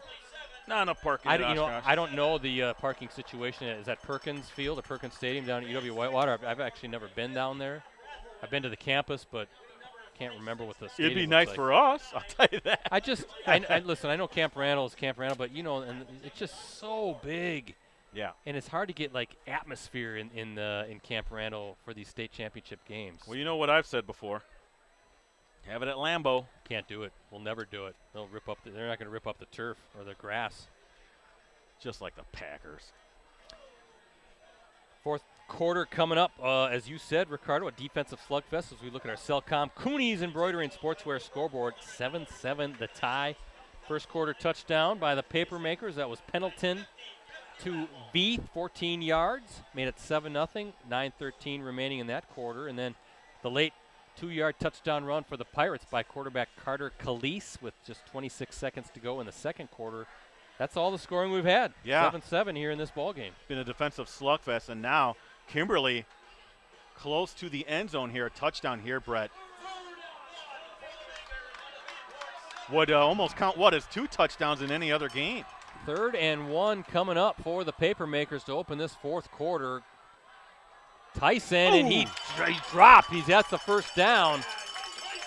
Nice tackle by number 10, Luke Frenshu, a senior defensive back, but first and goal coming up. Ball will be.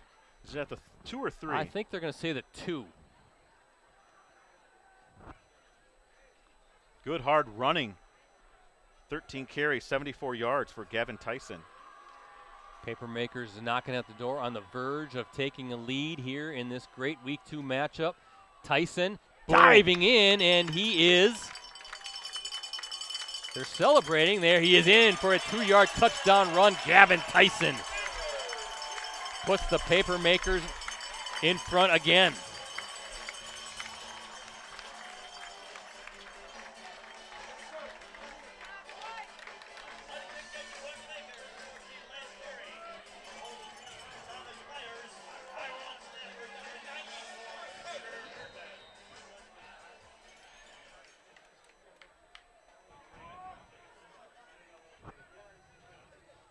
Doring in for the PAT, trying to make this a 7-point game. Kick is up and through.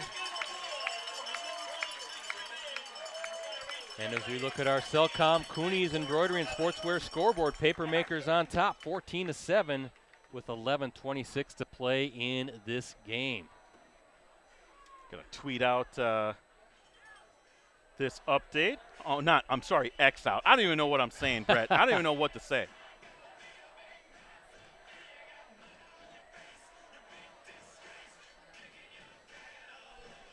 So Ricardo, that drive, two big defensive penalties, right? Yes, The face two big mask, ones. that was on 3rd down, right? That was going to be a 4th down Yes, play, and and then the defensive pass interference. Yes. Back to back.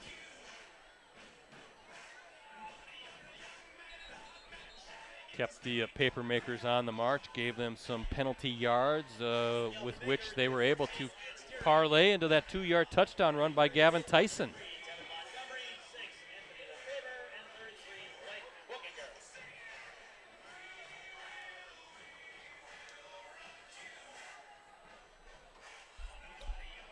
Well, the last time the Papermakers scored a touchdown, Bayport was able to answer.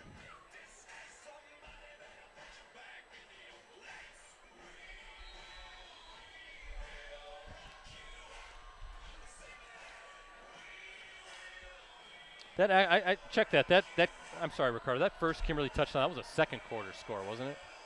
Oh, hold on, I have it right here. Yes, Yeah. it was. Yeah, I said first quarter mistakenly. Both touchdowns in the second quarter. Ball taken at about the 16. Good job by Kimberly on the sidelines there.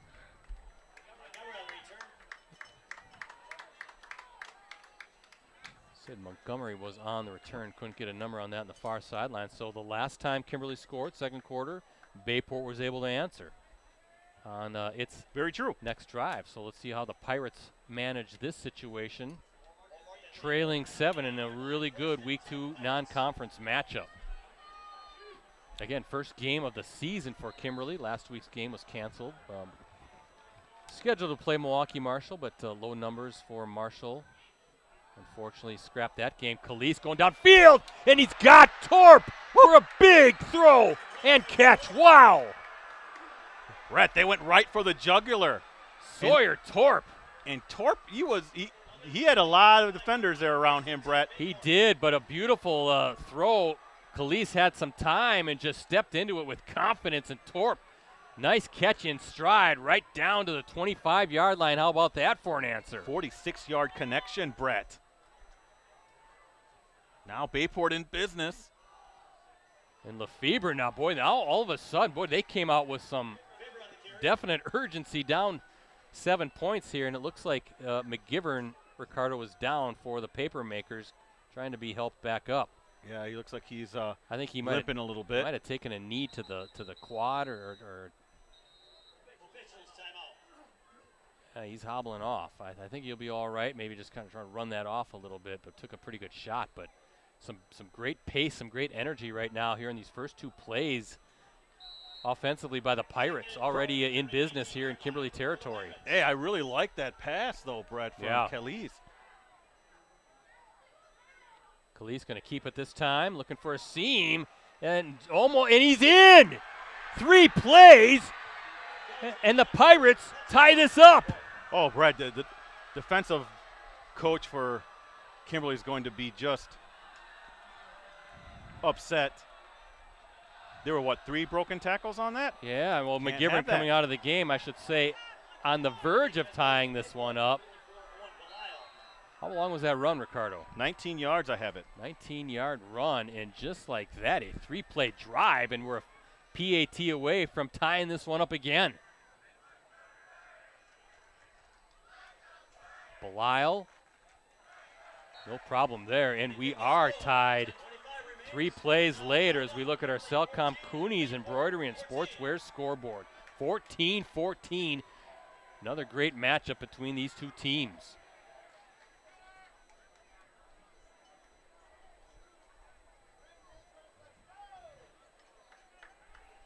Yeah, again, I mean, this Carter Khalees is just, he's very impressive. I'm really impressed by him. Yeah, these two teams have met 3 times since 2018, all in the playoffs. Kimberly has won 2 of those matchups, 38-20, state quarterfinal in 2018, and then 42-21 in last year's state semifinal. Bayport, if you remember that, Ricardo, 42-28 decision in 2019 in the state semifinal game we streamed at Titan Stadium. That sent the Pirates to their first state championship game appearance. Muskego beating Bayport that season 21-10 in the title contest. So, to my knowledge, I think this is the first time these two teams have ever met in the regular season. But definitely some playoff rivalry between the two as Grams with the return. You know who Bayport has played a ton in the playoffs? Appleton North. I was going to say Appleton North. Gosh. I remember that. I remember Alec Ingold coming to Appleton North, who's now in the NFL. Yeah. And them falling to Appleton North in the playoffs. Yeah, I think I could be wrong. Bayport fans can help me. It's got to be like 9, 10, 11 times over the course of this last decade plus, where it seems like every year Appleton North, Bayport meeting. We streamed Appleton North and Bayport. I think that was a round 2 game last year at Bayport. Bayport winning a defensive slugfest in that one. Tyson now with the carry, going low, trying to get some yards and pushing his way to the 35-yard line.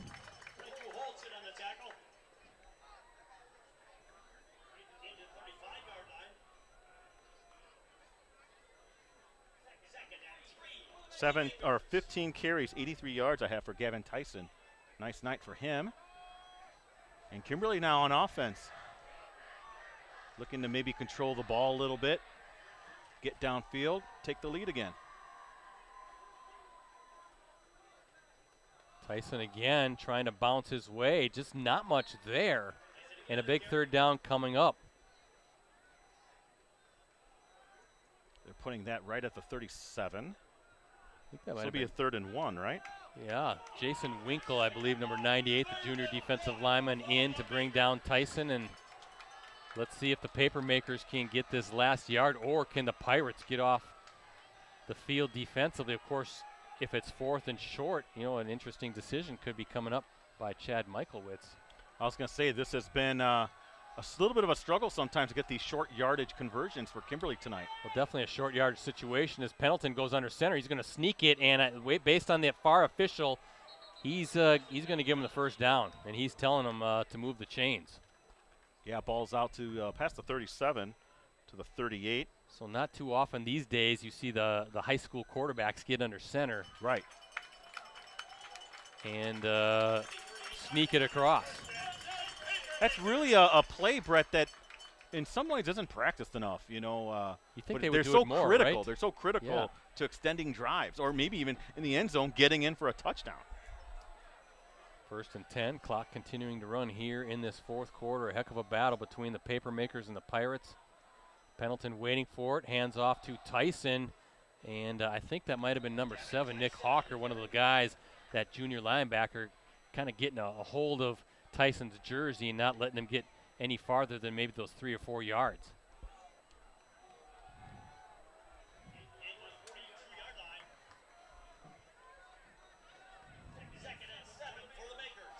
Second and a short 7 for Kimberly. Yeah, Bayport's been doing a good job of preventing the big play. Really, Gavin Tyson's only big run was that one 20-plus yarder, Brett, at the end of the first half. This time Pendleton's going to throw, swings it over, and boy, their feet got caught up. That's a tough call, Brett. That is a tough call. You're trying to make a play, right? And you're Yeah. getting in there. Was that number 14 maybe? Brock Gauthier, the defensive back, sophomore. Again, that's tough. Yeah. But You can live with that because it's an aggressive. It's not a mental mistake. Right. You're trying to make an aggressive play going after the ball, and you get your feet tangled up. But Kimberly will take it. That ball gets moved up inside the 45 of the Bayport 45 to the 43. But again, potentially another Yeah. critical defensive penalty. We saw that twice in the Papermakers' last drive that they were able to take advantage of, score a touchdown on the Tyson run. First down, handoff to Look out. Tyson. Watch out. Oh, nice pursuit, but good little move for Tyson to get some more yards. Cuts it back inside just enough to get about 5 more yards. That's going to move the sticks. First down coming up. Boy, it looked like Ricardo, he was going to come near side towards us. I thought he had a rail along the outside, but good closing speed by the Bayport defense. But then Tyson kind of puts that outside foot in the ground and cuts it back inside to get that first down and ball at the 30-yard line. That puts him over 100 yards, Brett. 18 carries, 102 yards for Gavin Tyson. Talking to him before the season, Brett, he felt like there's the running back or the carries is going to be through him. Like it's been a little bit varied sometimes, right? Blake Berry and him shared last year. It's going to be more Tyson this year. Handoff this time. Yep, Doucette. Look out. Doucette doing a good job off that left side. No, I'm guessing Marcus Doucette. Yes, is younger brother of Ethan. Ethan Doucette, yep. Ethan Doucette, boy, what a whale of a season he had last year. He was our player of the year in the Post Crescent. First team Associated Press All-State linebacker, led Kimberly to the state title. Brock Arndt from Appleton North, also a first team AP player, Brett. Remember Ethan Doucette, Ricardo, sometimes all over the field. How many times were you calling his name on Remember defensive stops? pulling Grant Dean down from behind? That was a heck of a play. Showing off his sprinter speed. Tyson, some hard yards. He'll be shy, about 3 yards shy of the first down coming up. Of course, Grant Dean, the Neenah superstar. We got to call him the superstar, right? 6 touchdowns in week 1, 5 rushing, and then the 88-yard kickoff return for a score. Anytime you have 6 touchdowns on your resume, Brett, I think we can, in one game, I think we can call you a star. What a debut for Grant Dean, and he's only a junior. We'll see Grant Dean and the Rockets tomorrow night as they take on Menasha. Got to see the Rockets last week, but we can't turn down a Neenah Menasha game. Looking forward to that at Calder Stadium. Looking forward to watching how this one finishes up. Tyson looking for the first down. No, he'll be 2 yards shy. And decision time now for Chad Michaelwitz. What do you do here? I think you have to go for it. That'd be a long field goal. It would be. You're looking at what, a 39-yard field goal? Yeah, that's. And Daring is their kicker. Trying to see where the flags are blowing. Maybe you'd have a little bit of the wind. Looks like it's maybe shifted going from north to south, but the offense is going to stay out in the field, and I think it has to be. Pendleton just got the play from Michael Witz as he heads over to the huddle. I Let's say a little pass, a little pop pass to Coronado or something. look at the flags atop the goalposts, not moving too much. But, yeah, that could be a potential play. Maybe a little bootleg by the quarterback. And I think the play clock was going down, Brett. So good call by Michael Woods to take that timeout. Discuss it. This is a very pivotal play in this game. Absolutely, with 5:01 to play, no doubt about it. So, again, folks, gives me an opportunity. Again, 6 months for $1. That's our digital subscription. Please sign up now or right after the game. Go to postcrescent.com or greenbaypressgazette.com/subscribe. And, yeah, live coverage tomorrow night. Neenah against Menasha at Calder Stadium. Always enjoy our visits to Calder Stadium. 6:45 go time for us. Looking forward to that. Ricardo, I see Steve Jones on the sideline over there. Jonesy's here. Former Neenah, or former Neenah. Don't tell him Whoa. that. That's oh boy. That's them's fighting words here in Kimberly, but former Kimberly head coach, standing around the 40-yard line. Rosie, if you want to get the camera on him quick. That's him right there. There's Steve Jones. Good to see Coach Jones down here. Now a author, Fourth down and 2. leadership coach. Doing some good things. I know he's doing some work with the Green Bay Packers. No. Now the Pirates want to call timeout. Yeah, a little gamesmanship here, Brett. Chess match. Seen Hey. some. There's Steve Jones again. Hey, Brett, real quick. Appleton North leading 42-0. Okay. I think that's Preble they're playing. No surprise there. Preble down these days. I think they're getting a turf field at Preble. Good. But, yeah, Steve Jones, I've seen I've seen 2 years in a row now. He's been doing some work with the Green Bay Packers. It's true. And they're bringing him in, so good for him. Let me tell you something. I went to Preble, I want to say 4 years ago, to cover a North Preble game. The mosquitoes were incredible. The size of birds. That's a nice little field back there. Actually, my father-in-law is in the Green Bay Preble Hall of Fame. Oh, wow. Yeah. Impressive. Just was inducted last year. Got to go to the ceremony. Well, Pendleton, handoff to Tyson. Wow, he plows his own guy over, I think. Like, get out of my way. Yeah, I think number 60, the offensive lineman, Nathan Rathkamp, the junior, 6'4", 275 pounds, trying to do his job. And Tyson, I think, just said, get out of my way. I'm trying to get some yards. And that's a big 4th down run by Gavin Tyson. And good blocking up front by Rathkamp and the rest of that offensive line. So helps take off some time off the clock as well, Brett. Inside the 20, down at the 18-yard line.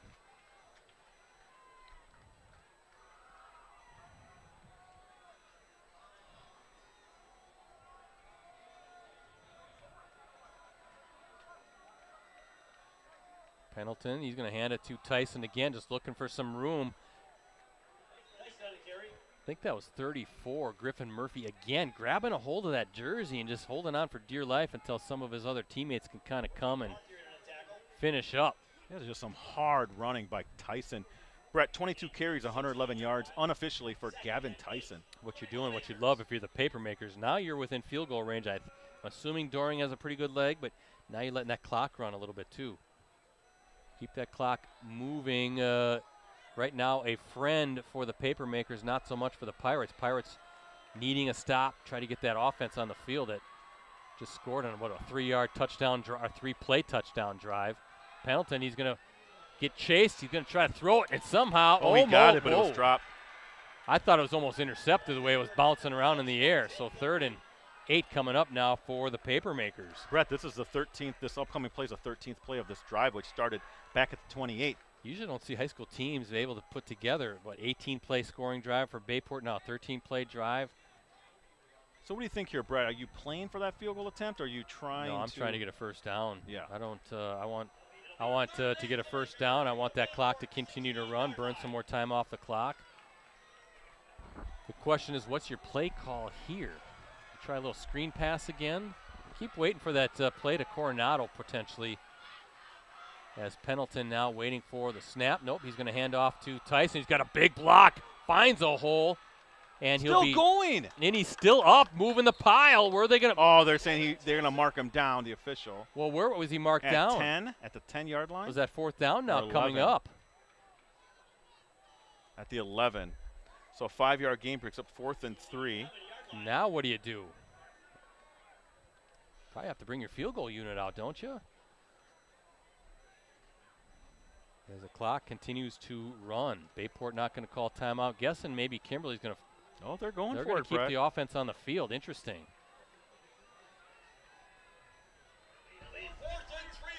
Their pass game has been a little inconsistent.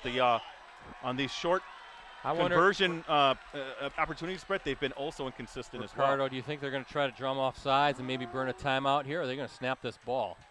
Nope, they're going to snap it. Tyson has it. Hold Got up the it. middle or on the side. He's got the first down. Fumble. No, they're going to no. The official says he's down. The official says he's down on the far sideline. He is pointing to the turf. You can hear the Bayport fans booing across the way. Boy. They didn't like the call. They're saying he's down. He found a little lane on that left side of the line. Good blocking. Ball's going to be at the 6, Ricardo. 1st and goal, and now the clock starts running again. Boy, that was close. Close. Wow, Brett, this has turned into a great game. Yeah, it has, and a near turnover, but the Papermakers keep the football, and now really in command of this one as they can let that clock continue to run. 1st and goal for the Papermakers. Pendleton waiting for the snap. He's going to hand off to Tyson again. He gets inside the 5, maybe right at the 5. And at one point, I was going to say, at what point does Bayport start calling timeouts? And they're going to call another one right here. Good call by Bayport. Brett, got to conserve that time a little bit, give your quarterback, who connected on a nice 46-yard pass on the last drive that they had out there. 2nd down and 5, or so I should say 2nd down goal to goal from the 5. Brett, let me count the plays again. Yeah. This play will be the 16th play of the drive. Started back at the 28. So they've done it methodically like we thought maybe would be in their best interest to do. How many times in a game do we see teams with 18 play drives and now 16 play drives? And when did how much time was left on the clock when they It was started about it? 10, Wow. 15, 10, 20. So burning almost the entire quarter off on this drive. They're in definite field goal range, though, BC. Well, boy, would that look much better with a touchdown. They want that touchdown, don't they? 2nd and goal at the 5. If you're the Papermakers, you got to run it. And at the very least, make Bayport burn that final timeout. 2nd down, I think you do it a play action pass, maybe? Well, we'll see. Pendleton, he's going to hand off to Gavin Tyson, trying to get, no. Good job by number 7, Nick Hawker, the junior linebacker. Again, we've called his name numerous times, getting in and stopping Tyson. I don't think he got, no gain, and that's the final timeout now for Bayport. Boy, Bayport's really come to play, Brett, with that defense. They've been playing so well all game. Ricardo, easy call coming up, though, right? You run it again, and even if you're stopped, you let it go down as far as you can. Absolutely. Burn it, call a timeout, get your field goal unit out, try to take the lead. You go to that official and say, call a timeout with 1 second left. On the play clock, of course, is what I mean. Yeah, what you don't want to do is give that Bayport offense what we just saw. What was that, a 3-play drive? And a hot quarterback in Khalees, get him back on the field. If you're Bayport, boy, your defense, you're doing everything you can, though, knowing that they're going to run the ball. You're trying to strip that, trying to get some sort of a turnover. I don't see anyone practicing kicks, though. There's long snap in the long the snap, holder. but not daring. So 3rd and goal from the 5. The Papermakers setting up again. Again, no timeouts remaining for Bayport. Pendleton, he's going to hand off to Tyson, trying to find a seam and dives forward to about the 3-yard line, maybe just a yard. Maybe they'll spot him at the 4. And now you play the clock game and let that clock continue to wind down.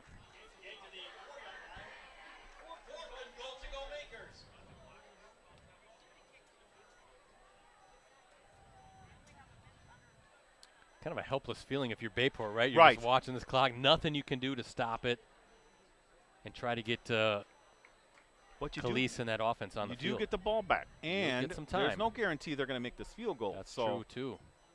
this was, if you're looking at the outcomes, not allowing any scoring is first, and being in this position, I would think is second. So 51 seconds left. You'll bring your kicker out, Lance Doring, a senior.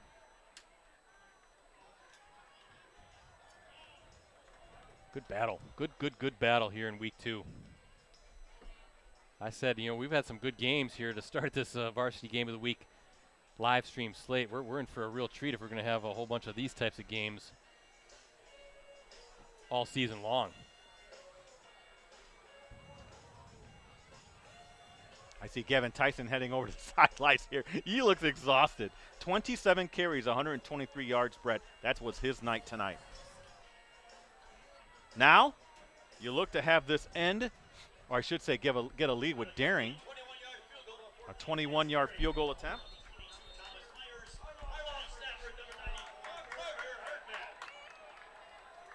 Special teams so critical, Brett. Third of the game. So Doring with a 21-yard attempt to give the Papermakers the lead. Good snap, good hold, good kick it looks like, and he drilled it. He drilled it. Yeah, he did.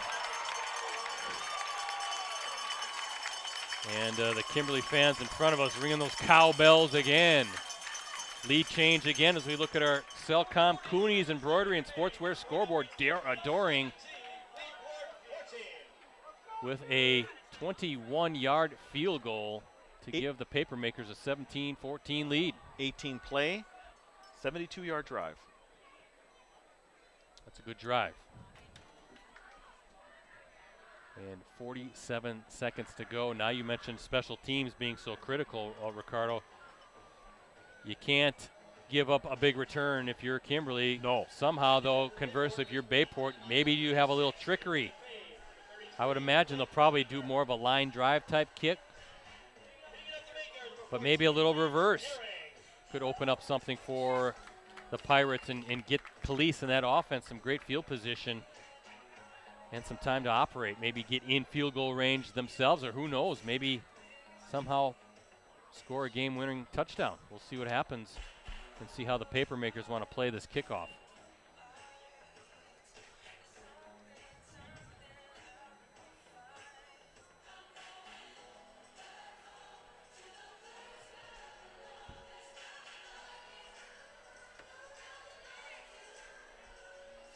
We'll be back here in a couple weeks. We're going to see Fond du Lac and the Papermakers. Fond du Lac, they were a top 10 team ranked. They got beat pretty good.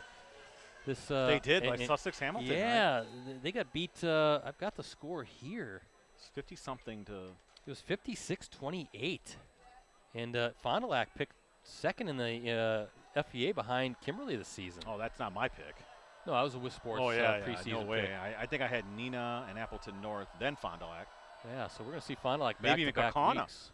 Yeah, Kaukauna with a great start, good kick and a bounce. And who's on that far sideline? I think that's Lefebvre, brought down by number 39, Connor Olson, the junior. So that's the situation for the Pirates. With 43 seconds to go, ball will be placed at the 29-yard line. So defensively, Ricardo, if you're the Papermakers, trying to keep everything in front of you, right? And you know Khalees is going to be dropping back. That defensive front for the Papermakers, and McGivern is back into the game, has been wreaking havoc. Let's see if they can get back there. Let's see if that offensive line can protect. And a little swing pass outside to Bookinger. He did not get out of bounds. The clock continuing to run. The official saying keep the clock going. So Khalees quickly to the line. I'm guessing he might have to spike it. Let's see what he wants to do. 2nd and 1. Snaps it. Again, pump fake. Slings it over, and that's a first down. Catch in Kimberly territory. They'll take that, Brett.